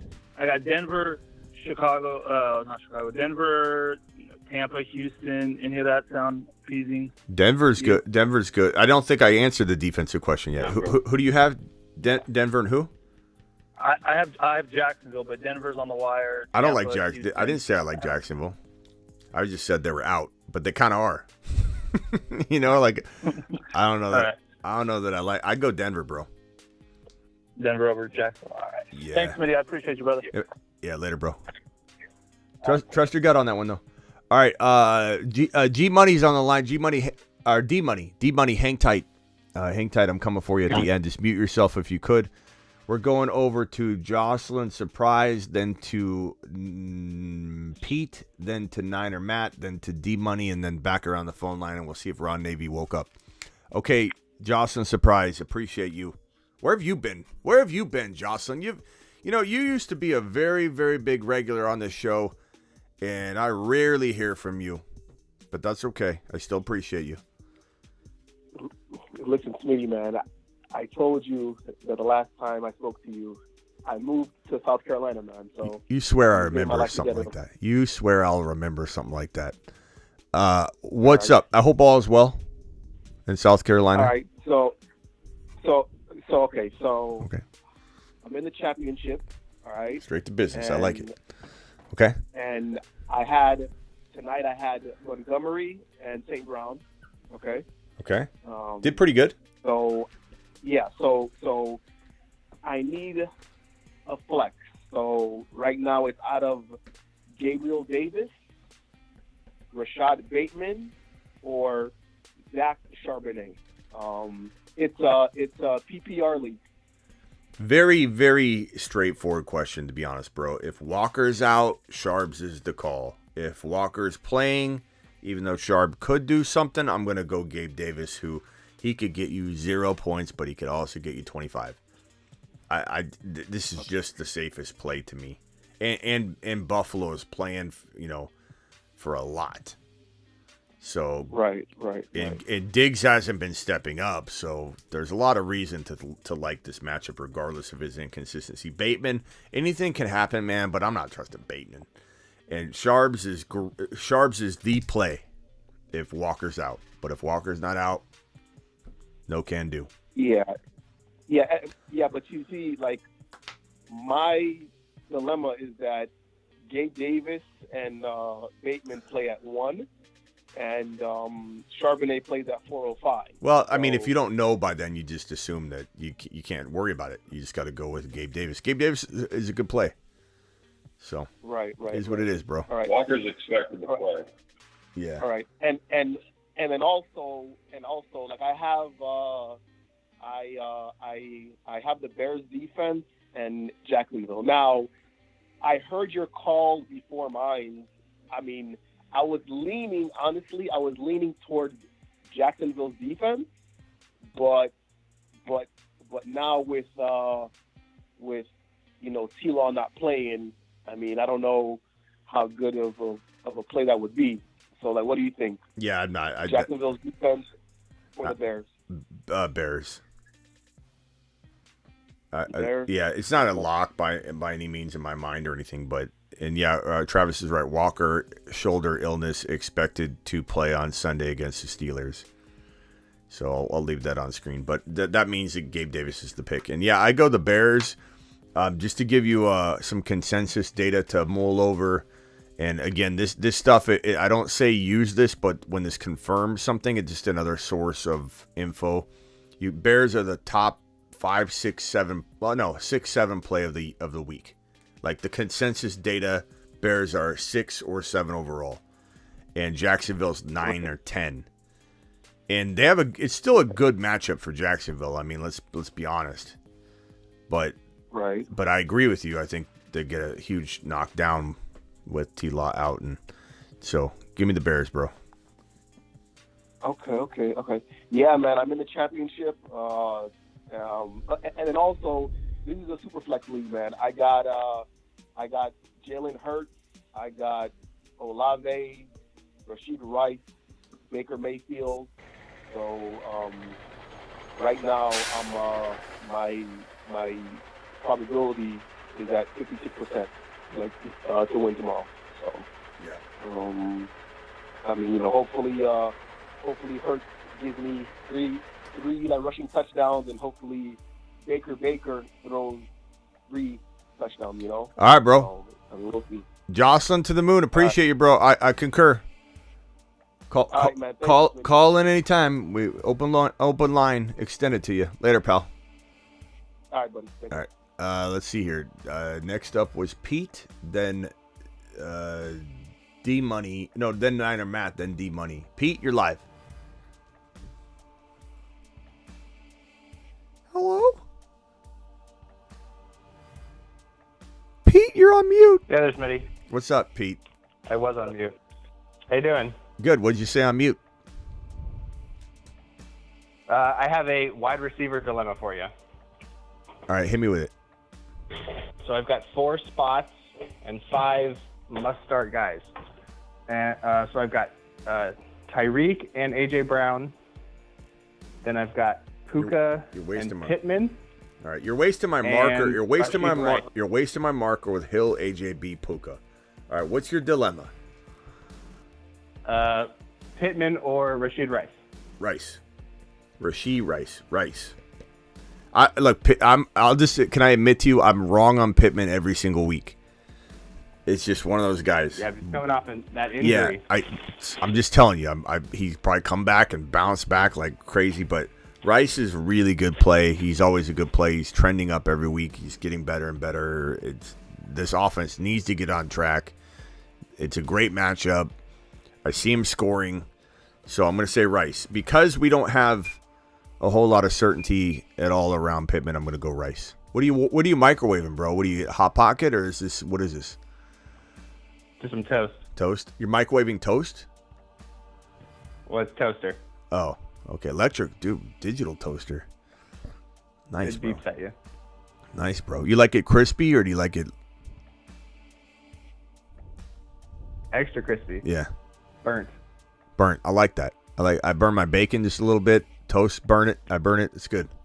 All right. Hey, Pete, appreciate you. Anything else real quickly before I jump? I got to go. No, appreciate everything. All right, Thanks, later, mate. Pete. Enjoy that toast, pal. Later. Yep. Niner All Matt, right, bye. as quick as you can. You're live. Appreciate you waiting. All right, Smitty. Super Chat's next. I got a Superflex league. I got Mahomes as my number one QB, and then between Love and Tua for my. What do you think? My second QB. You guys think? I know. You guys think Love is safer than Tua this week? I mean, Tua's got a tough Baltimore matchup for sure. They ate up Brock Purdy in a very, very aggressive Niner offense. So I think the safe play is probably Love. Even though Love's down some weapons, he's still got Aaron Jones. He's still got Reed. Still has Wicks, as far as I know, right? So I don't know. Is Dobbs playing? Who's out? I thought Dobbs was playing. Isn't he? Well, I mean, Dobbs and Watson, Reed are playing. I just mean like Watson. Dylan, I I know think, Watson, is active too. yeah. So, yeah, Wicks should be a go. Let's see, Wicks. Wicks is still questionable, so he's not actually for sure. But Reed is good to go. Aaron Jones is good to go. I would go Love. It's safer, bro. At Minnesota, spotlight game, Sunday Night Football. Do it live. Tua I like. I'm not sitting Tua. For a lot of you that have Tua, no good option, I'm starting Tua. But Love's a pretty good play. Does anybody disagree on the phone line? Is Ron Navy sleeping still? I'd go Love. No, I was never sleeping. Oh, we called on you a while ago, and there's nothing. Crickets. Go Love. I had to run inside and take care of something, so I missed Oh, you okay. when you called me. We thought you were in the recliner. No, passed I out. think Tua and Love are Love gets sacked a lot, so Tua has a quicker release. I'd take Tua. You got Hill there. I like the matchup. I'd take Tua. For Love. He's got a better, quicker release. I don't hate it.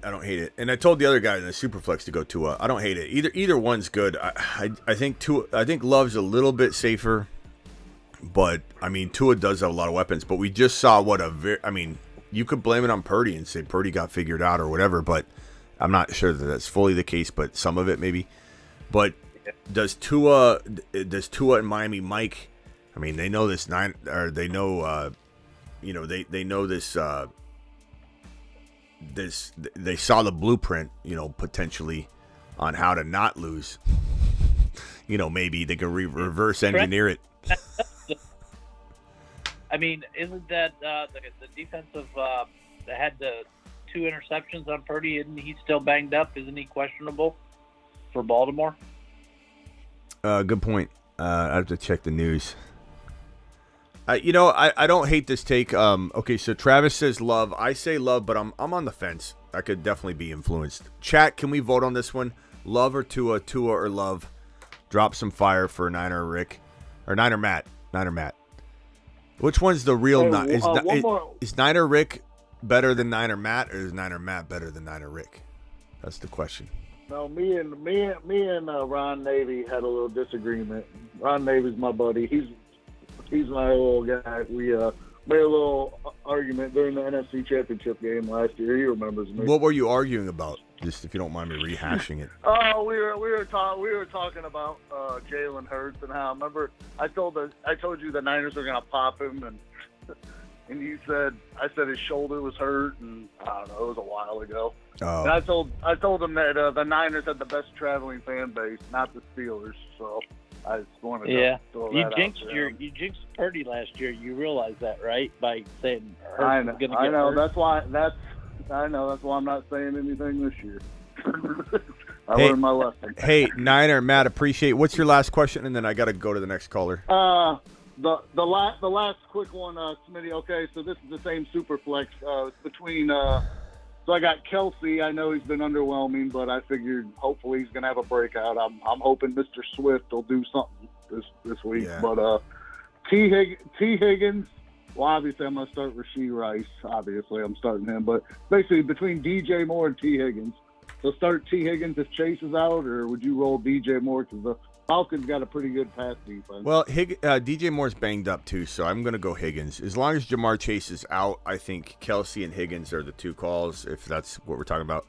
I think DJ Moore is hard to sit. He can go off at any moment, but given that he's got a high ankle, but obviously it's not a severe high ankle or he would be out for 4 to 6 weeks. But so everybody needs to realize the severity levels are different. You don't just have a high ankle. Not every high ankle is the same.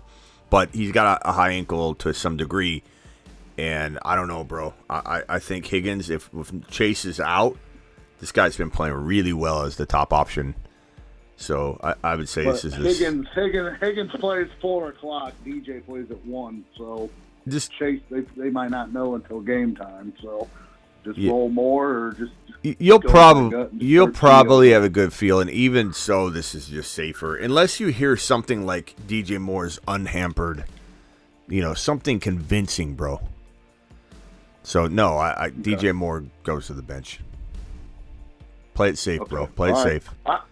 All right, thanks, Smitty. Appreciate it. All right, later, Good Niner, luck, Matt. everybody. Yeah, good luck. Later. Let me get these super chats out of the way, guys, because they've been waiting a while, and I don't want to. I'm coming around for it. Next up is D Money. He hasn't been waiting as long as everybody else anyway. Sebastian, I'll get to you next. So D Money, hang tight for me real quick. I just got to get through these real quick. Grigor says 2 QB Herbert on IR. I have Josh Allen. Nice job. Who do I start for number 2? Stidham, Taylor, or Beathard, or AKA Beathard. Damn, bro. I don't know. I guess Taylor. Right, guys? Taylor over Beathard? Taylor or Stidham. Stidham? Taylor or Stidham for me. Stidham's okay, I guess. Stidham was okay last year. Yeah, maybe Stidham. Yeah. And he's actually decent when he comes in for a game or two, and then he kind of turns into a pumpkin. That's all I was. That's what I was thinking. Okay. I don't know, man. This is so tough. This is like asking me. Probably Tyrod Taylor though, like over all of them. Wouldn't you say? Stidham. Let's see, Stidham. I don't know. Is the matchups there for Stidham though? Who are they playing? They're at home against the Chargers, so that's a good matchup. Oh. Tyrod plays the Rams, right? It's the Rams. Yeah, they're hungry, man. I'm not going near that, honestly. I'm gonna go Stidham. Stidham. There might be a little magic in the air for Denver, maybe, and we start thinking, "Wow, this is weird." At home. Great defensive play, beautiful matchup against the Chargers, the depleted Chargers. Give me Stidham, but that's a real tough one. Thank you, Grigor, for that question. I'm sorry I don't have a more concrete answer, but that's what I think, bro. Thank you, Grigor. More like Stidham probably won't lose it for you. I don't think he's going to win it. Those other guys would lose it though. Yeah, John Baxter with the pair character. With stretching his arms, I didn't see it. Drinking a cup of coffee. Thank you, Baxter, for dropping the animated pair character that is described to me with alt text. Oscar Start 1, Kamara, Walker, Zamir, finals. I can't sit Kamara. I know he's been a little bit underwhelming the last 2 weeks, but you got to play him. John, Connor, Kamara, Cup, 1 running back, 1 flex. Kamara and Cup very easily for me. I love Connor. He could definitely outscore both of them, but I'm not sitting either of the other two. That's easy for me. Half PPR, pick 3, Saquon, Rashad White, Cook, Zeke, and Zamir White. I'm going to go Saquon, Rashad White, and James Cook.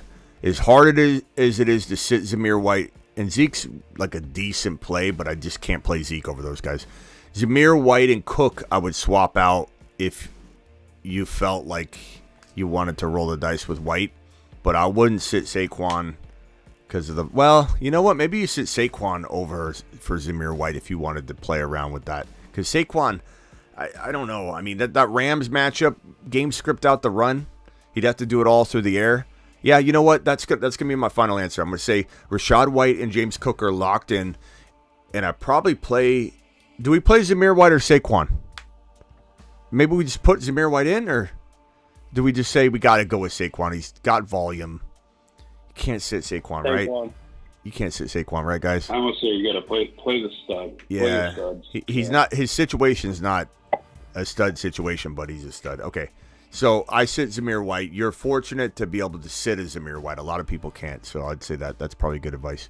And then the final super chat was from Baxter. Okay, I already got that one. Perfect. I'm caught up, I believe, on supers. Let me move this out of the way and take a peek. All right, let me go over to D Money, not to be confused with G Money. D Money, what's up? Hey, what's going on, Smitty? Oh, man, just rolling through. I mean, who else is here for you at freaking 2 a.m. almost on a Saturday night championship week? The answer is nobody. But you're here, D Money. Let's do it. What do you got? So, I have a question. So, I got Diggs, and I'm thinking about sitting because of the weather, and they're talking about supposed to be snow and everything. So my options to replace him is I got either Jaden Reed, Zamir White, or Todd Chandler. I'm trying to see which one I can replace.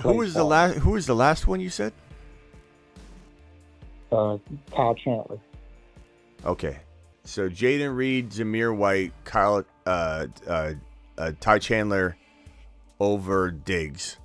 Let me look up this weather here for the Bills game real quickly. And you remember my take on weather, bro. I really don't care too much about weather as long as the winds are not crazy. And let's take a look at the winds. And some of the wind weather is not even considering the stadium, the blockage and all that of some of the winds. But it seems like, let's see here, 2 days ago. I want something updated recently.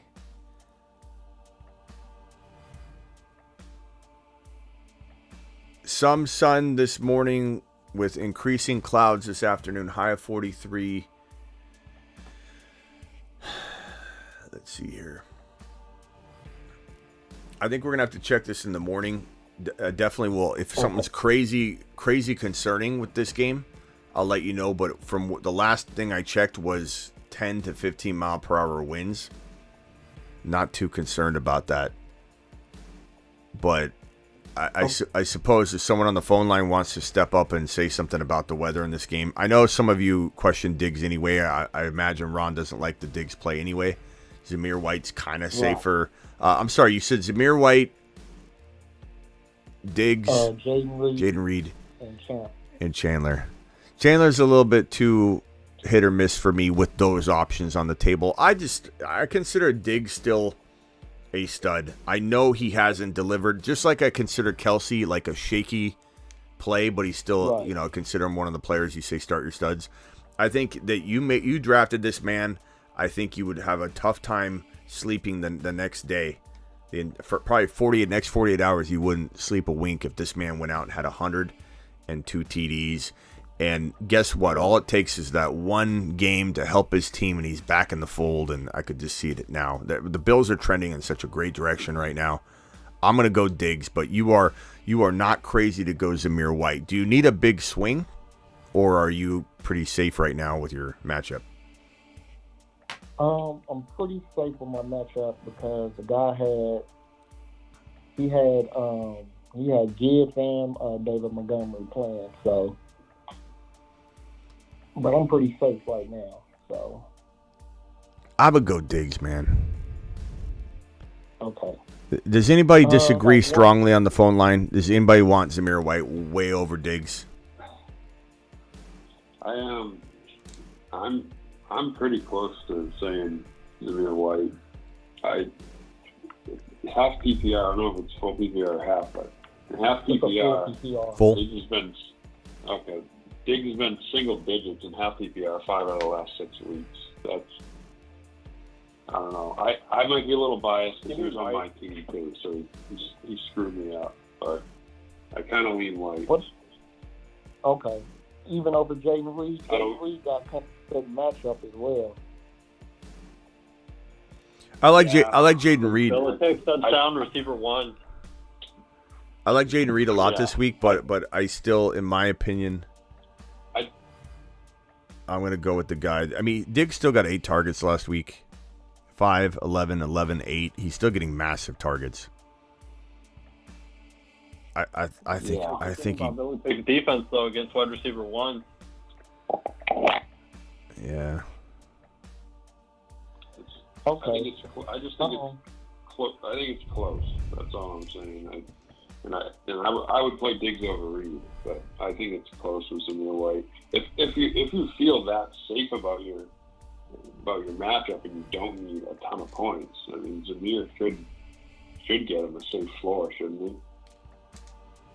Yeah, I guess you could look at it that way. I don't know. I feel like so on my projection, my disappointing projection for Diggs is going to be like 5 catches for 50 yards, so like 10 points. Like that's not great. I'm not saying it's ideal, but what if Zamir goes out there and has 110 yards, no touchdown, 1 catch for 6 yards? Like that's what you're getting anyway, and without the upside of Diggs to get you like 102 TDs, which I still think he's fully capable of getting.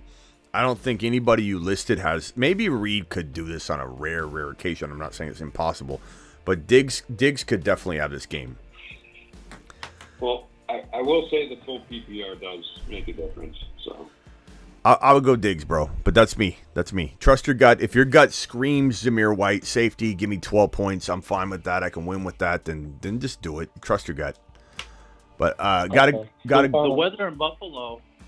The weather in Buffalo tomorrow's little snow, little rain, no accumulation. About 36 degrees, 5-mile-an-hour winds southwest.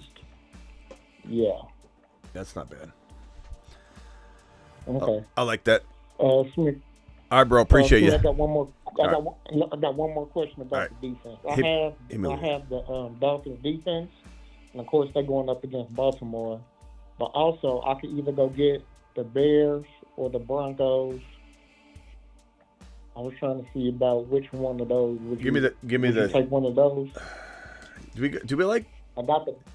Do we like the Bears or do we like the Broncos better? I think the consensus data has the Bears higher, but I don't know if I feel that way. I feel like the Broncos are pretty. I think they're close. Pretty crafty play. I like them. And I think the Broncos are still playing for a playoff spot, and the Chargers is out of it. So they're neck and neck. Without Russ? Yeah. The Broncos are 6 to 7 defensive rank across the industry. The Bears are 5 to 6, so they're back to back. I'm gonna go Denver, bro, because the Chargers are a mess, man. An absolute mess. They were good against the Chargers too. Denver at home. Really good week. Denver at home against the god awful Chargers. Give it to me. Without Keenan Allen, without Eckler left his game in the offseason. We forgot to bring it.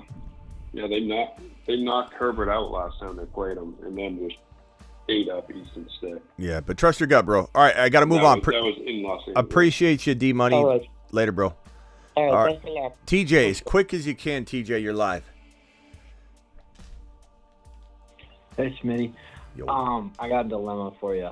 So with Achane starting, Mostert's out, I need a running back, 2 wide receivers, and a flex. So I got Kenneth Walker, Olave, Tyreek, Puka, Okay, hold on. Achane, Zamir. Say the rest of them. Puka, Pacheco, Tyreek, Olave, and Ken Walker. And how many do you need? You need 1 running back, 2 wide receivers, and a flex. Okay, I got that actually written down. Yeah. All right, so your running back is Achane. That's your running back 1 here. Your wide receiver is obviously Hill and Puka without hesitation. So you're wasting my marker, bro. Yeah. Just absolutely wasting my marker. Like, there's no need to have this conversation about these guys. So your 2 wide receivers are locked in with the Hill and Puka. Your running back's locked in with Achane. Your flex is, in my opinion, but very arguable. Pacheco's capable, Zamir's capable, but for me, it's Olave. Okay. Yeah, that's what I was thinking too. He's been cooking. Yep. Especially against the Buccaneers.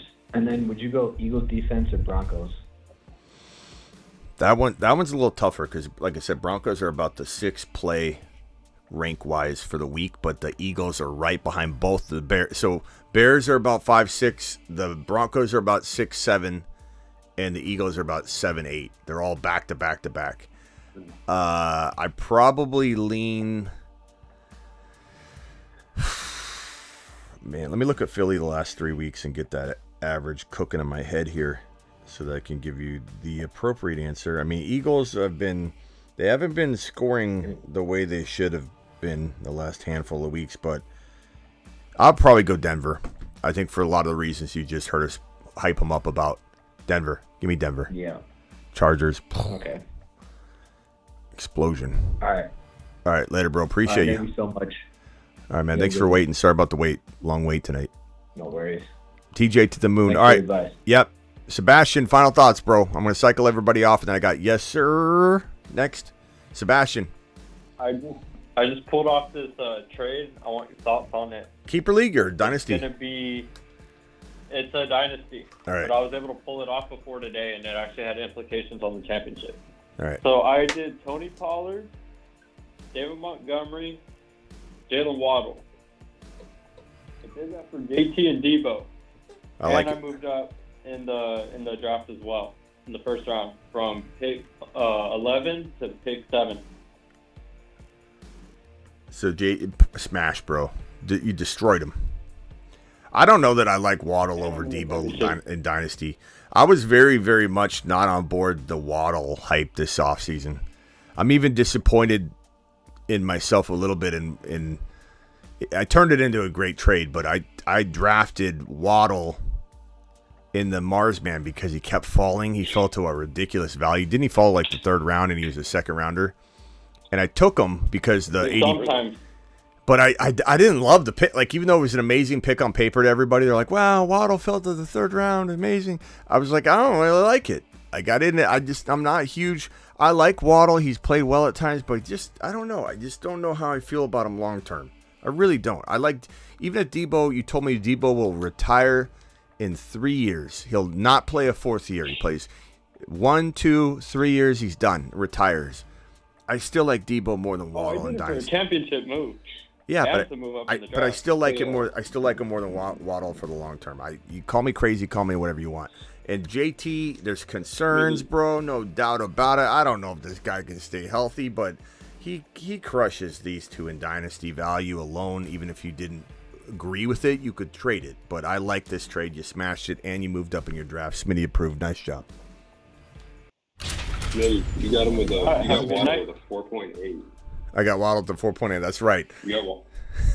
Because I talked him down so much on the channel, everyone was afraid to draft him in the Marsman League, and so Waddle fell to 4.8, and I was like sitting there, and I'm like, I was like, I don't even like, I gotta take him, right? But I honestly, I sat there. Mark Cleveland had Debo, I think, and I kept talking to him about trading Waddle, who I took at 4.8 for his Debo straight up, and I was like, I got to do it. You made a huge trade with him. Yeah, I forget what I did. My Marsman team did not deserve what it got handed. It was such a good team. I got kicked in the nutsack like all year long on it, but thank God I didn't lose the whole league. You got Eckler, Debo, and Puka for Waddle, Doubs, Pierce, Walker, Charbonnet. Nice. So that was a good trade. Yeah. All right, Sebastian. Anything else? I like it too because I'm just grateful I didn't start Pollard because he would have started for me today in the championship. Because that trade went down maybe 30 minutes before the game started. Yeah, I said it kind of all last night and the day before, pretty much all week, that whenever someone asked me a Pollard question, like there were a couple scenarios where I was like, yeah, go Pollard there because the options weren't better. But like, if you guys noticed, it was, as much as I love him, all night last night, leading into the week, it's like he just felt like a bad play.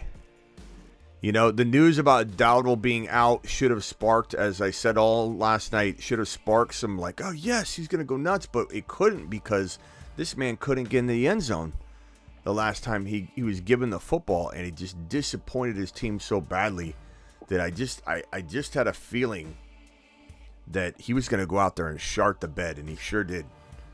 And it sucks, man, because I was so hyped about his potential rise in Dallas, but I don't have much faith in this man at all right now. Maybe he becomes a sleeper next year because he falls like literally out of everyone's good graces. We'll have to attack that when we see his ADP, but Pollard was not a good play this week. All right, bro. Appreciate you. Good night, stream, and good luck tomorrow. All right, later, bro. Appreciate you. Good luck to everybody that's got something on the line. Thank you, Sebastian. Okay, yes, sir. You're the final you're the final phone caller. Thank you for waiting. What can I do for you? How you doing, man? Yeah, I called last night for the first time. I ended up playing Pollard. I think you recommended I play Gus over him. Yeah, you didn't listen to me, bro. You didn't listen to your old boy Smitty. You called in for the first time. I told you to go Gus Bus, and you said no. Yeah, you were right. You know why you played Pollard over Gus Bus? I'll tell you why. Because you wanted to watch him play tonight. Because I played with my heart. No, you wanted to watch him play tonight. That too. That was my only. You're like, I want to.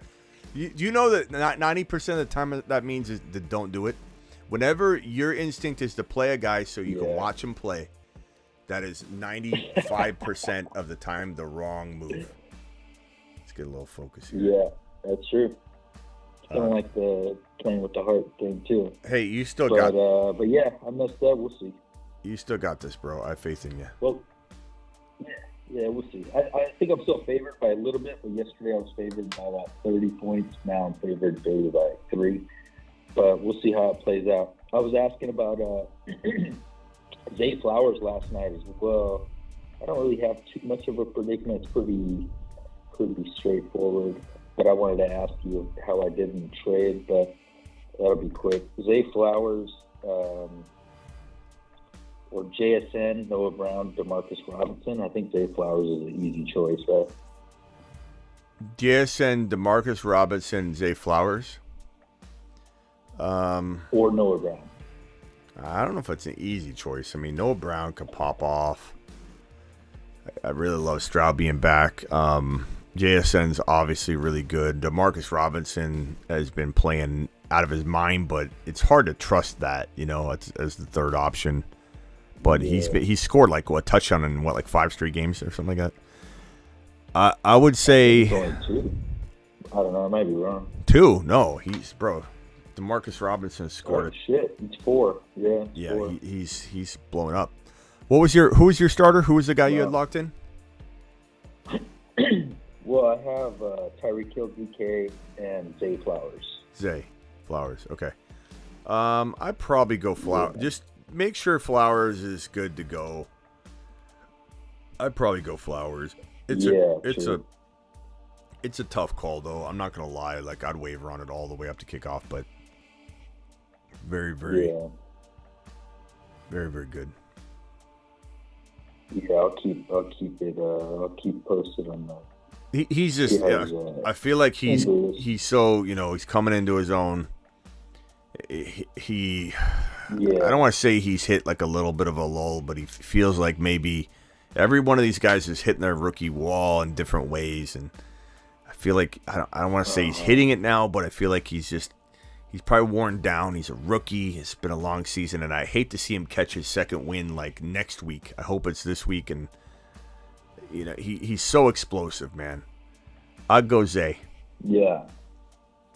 Yeah, that's what I'm feeling. Roll with the Moon Man. Ramsey's going to cover him or OBJ? Roll with the Moon Man. I think Flowers will move all over the field. Probably him. Right? Well, no, I think he'll move all over the field. Yeah. I don't think it'll be as easy as you think to contain him. Stuck on him. But does anybody disagree on the phone line? Travis, I know you're a big Demarcus Robinson guy. Ron, I don't know what you think about going with. I'd go Flowers, even still. Yeah. He's been good, except Jacksonville he had kind of a dud, but besides that, 3 out of the last 4 weeks he's been set like 20 points in PPR. It looks like. Yes, sir. 13 targets, 10 targets. So. All right, yes, sir. Appreciate you, bro. Miami's defense is bad. What, Ron? Appreciate it. Miami's defense that's bad. I mean, look, they held the Cowboys to. I mean, they didn't really go off. CD Lamb didn't score until late in that game. So who do you like? And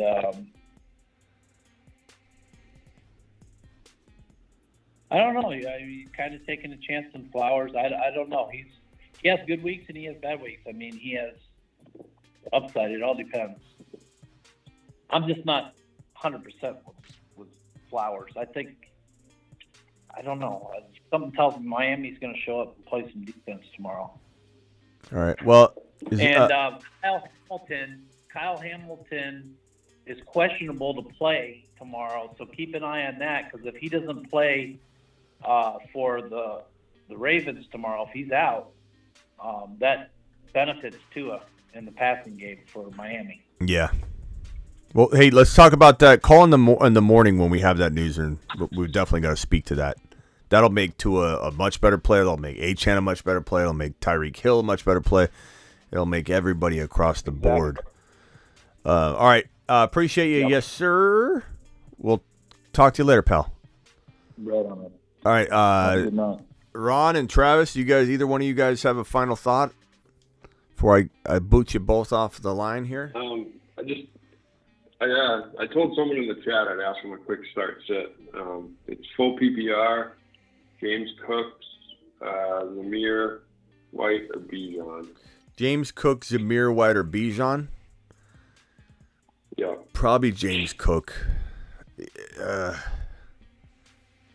Look, Bijan and Zamir White play on lesser offenses. Buffalo, with a little bit of weather, means they'll try and run a lot, I think. Doesn't mean they won't throw a lot, too, but they'll definitely, I think, be running. And I think they're going to be up in the game. I don't think they're losing this game. You never know. It's football. It's the NFL.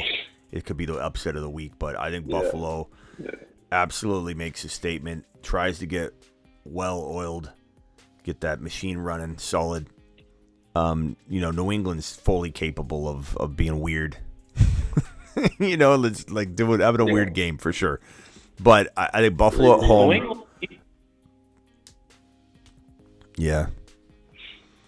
They just don't have an offense. What did you say, Ron? That's the problem. But the New England defense is no joke. They just don't have an offense, but they've won their last 2 games. So unfortunately, yeah. I think it's going to be tougher than people think. It always is. The Buffalo-New England game is always a tough game. And I don't think it's going to be that. I don't think Buffalo's going to totally roll them over. I question Allen. I still don't think they've been running the ball. I'm still not convinced with Allen. Him and Mahomes have both been struggling big time. I don't have any Allen hasn't really been struggling though lately. Allen's been doing well. It's the Buffalo he throws a lot of interceptions. Yeah, but that's. I mean, the game before, I think Buffalo's Cook went off, hardly threw the ball at all. I mean, Ron, So- he's And been Buffalo's defense Ron, he's been. I mean, listen to the last. I mean, I could go. I mean, he's a top 10 QB every single week except for 4 weeks the entire season. I mean, he's. He throws interceptions though. Yeah, I He know, makes I bad know. decisions. Yeah, I know. Makes great throws, but with the New England defense, I think you got to watch out. He could have at least two interceptions tomorrow. I don't think it's going to be. I think Buffalo pulls it off, but I don't think it's going to be Buffalo rolling over New England in a high scoring game. I don't know. That's just what it is. Yeah, I don't know if it's a blowout, but I think the gap between Allen and Zappi and the gap, and then just how well Buffalo's defense has been playing a lot better. I think them against Zappi is going to be a problem. So I think they win by a touchdown, maybe or two. But, All right, boys. Anything else? Anything else? just the last one was just Zay Flowers, Javonte, or Hopkins. Probably Zay Flowers, but Hopkins is really capable. I'm going to go Zay. I'm going to go with the best offense. Go Flowers. Right. I think with some of these close calls, really I defer to the offense because the production and the red zone opportunities, especially in championship week. Smart. It's a way to go. Come on, focus. I gotta eliminate this autofocus on this camera. Drive me nuts. I need some luck for tomorrow. In the underdog Palooza, I'm in 25th place right now, only 9 points behind first. I got 2 players left to play, so and that's tomorrow, the Minnesota Green Bay game. Those are the primetime games. Tonight's game, tomorrow's game. So right now I'm in 25th. Good luck. 9 points behind first. Good luck. Go get it, pal. Good luck, Ron. All right, Ron. Call in tomorrow about that Miami Baltimore defensive situation. Yeah, call in tomorrow. Yeah. We'll remind me of that. All right, later, guys. Appreciate you. All right, later, Smitty. Bye. And Slayer's calling in. Slayer, real quickly, pal, and then I gotta roll. Okay, hey Smitty. K9, he might not play tomorrow. He's expected to play as of this moment. I got it on screen right here. It's just covered up. Oh, he's expected? Yep, right here. It's right on screen now. That's great. Okay, so I'm trying to debate between K9, Wicks, JSN, or Mims. K9. You never know with Wicks, but Wicks is questionable too. So give me K9, bro. K9 all day. K9. All right, we'll talk to you tomorrow night. All right. Good luck, everybody. All right, calling in the morning. Later, bro. Later. Let's see here. What do we got here? Double A. Appreciate you. Happy New Year, says Double A. Double A, thank you so much for dropping the $2 holler. Double A is my boy. Forgot Kamara, Flex, Swift, Zamir, or Kamara. Swift, Zamir, Kamara by a mile. Like you can't sit him at this point. You just two bad games doesn't consist of a pattern I'm willing to recognize as a drop off. I want to play Jamar over Ridley, but he plays at 4:00. I don't think he's playing though. So yeah, I don't think he's playing. But I mean, I don't like find another option that you could play in the afternoon games, like Noah Brown or something is even maybe better than Ridley, or could be. So that could be a play for you. Trying to think of another option. Osborne on Monday night. Those are options. Wicks could be an emergency, although he's questionable. But I'd say Noah Brown and Chase you could waiver on, and Noah Brown's even a good kind of crafty play anyway. But I don't think Chase will play, but you never know. He definitely is going to potentially give it a go according to the reports as far as going on the field. But There was a lot of reports that he was going to maybe try and play Week 18. They practiced this week, and then it all kind of seems like rumors, but I don't know. In half PPR, Ayuk versus Washington or Eckler. I'm going Ayuk. Also, what defense? Raiders, Jags, or Chargers? I'm going Raiders.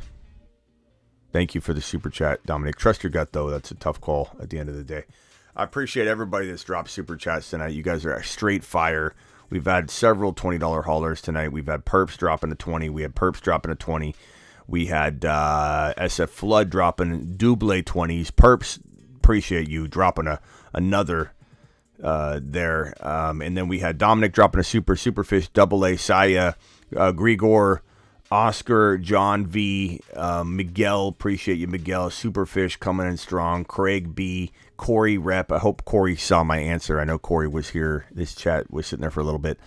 More, appreciate you more with your question. Frank W, Al G, Spy 2, Luke, Al again, thank you, Al. Al again, thank you, Al. Matt, Glore, appreciate you, bro. Anthony, appreciate you. Anthony C in the building. Pistol Peter. Trump 2024. Perps again. Jake, Uncle, Dud, Nick, appreciate you, Nick. Caribbean Cool, appreciate you. Eddie J, Ethereum, appreciate you. Thomas, Elvis, Cool Guy, Matt, Olat, and DeBalt first in the building. What a day. Get lammed, everybody. See you in the morning, bright and early, 1 hour before kickoff. Congrats to everybody that's playing for something, and get ready for the 2024 fantasy football season. I've already got a 2024 video up. It's like pinned on my YouTube channel at the top, and it's 2024. Are these players going to repeat their glory in 2024 that dominated 2023? Christian McCaffrey, Debo, Kyron, Puka. I kick off 2024 right there with that video. Go watch it if you haven't seen it. See you all in the morning.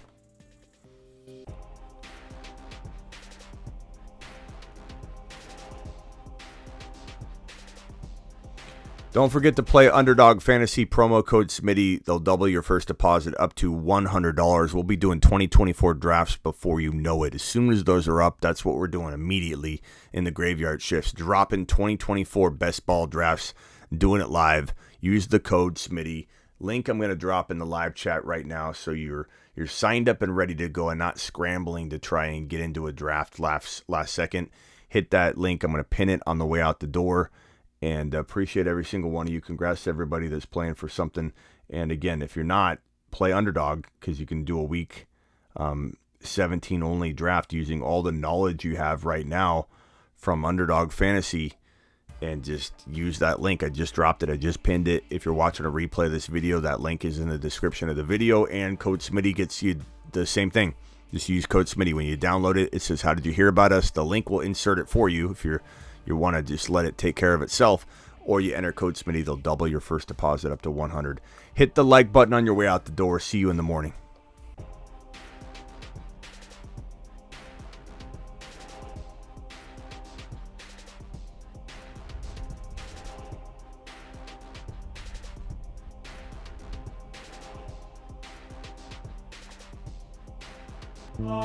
He is a unicorn.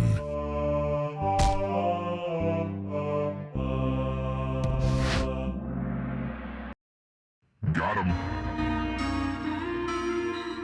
This guy still got him. I don't care what anybody says. I know Gibbs didn't have a big game tonight, but he still deserves all of our respect. I'm not afraid to hit any Gibbs button whatsoever. He's a monster. And hopefully this guy brings it tomorrow. Alvin Kamara, a menace on the field and in casino elevators everywhere. Run. Don't forget to Kamara that like button. And don't forget this man.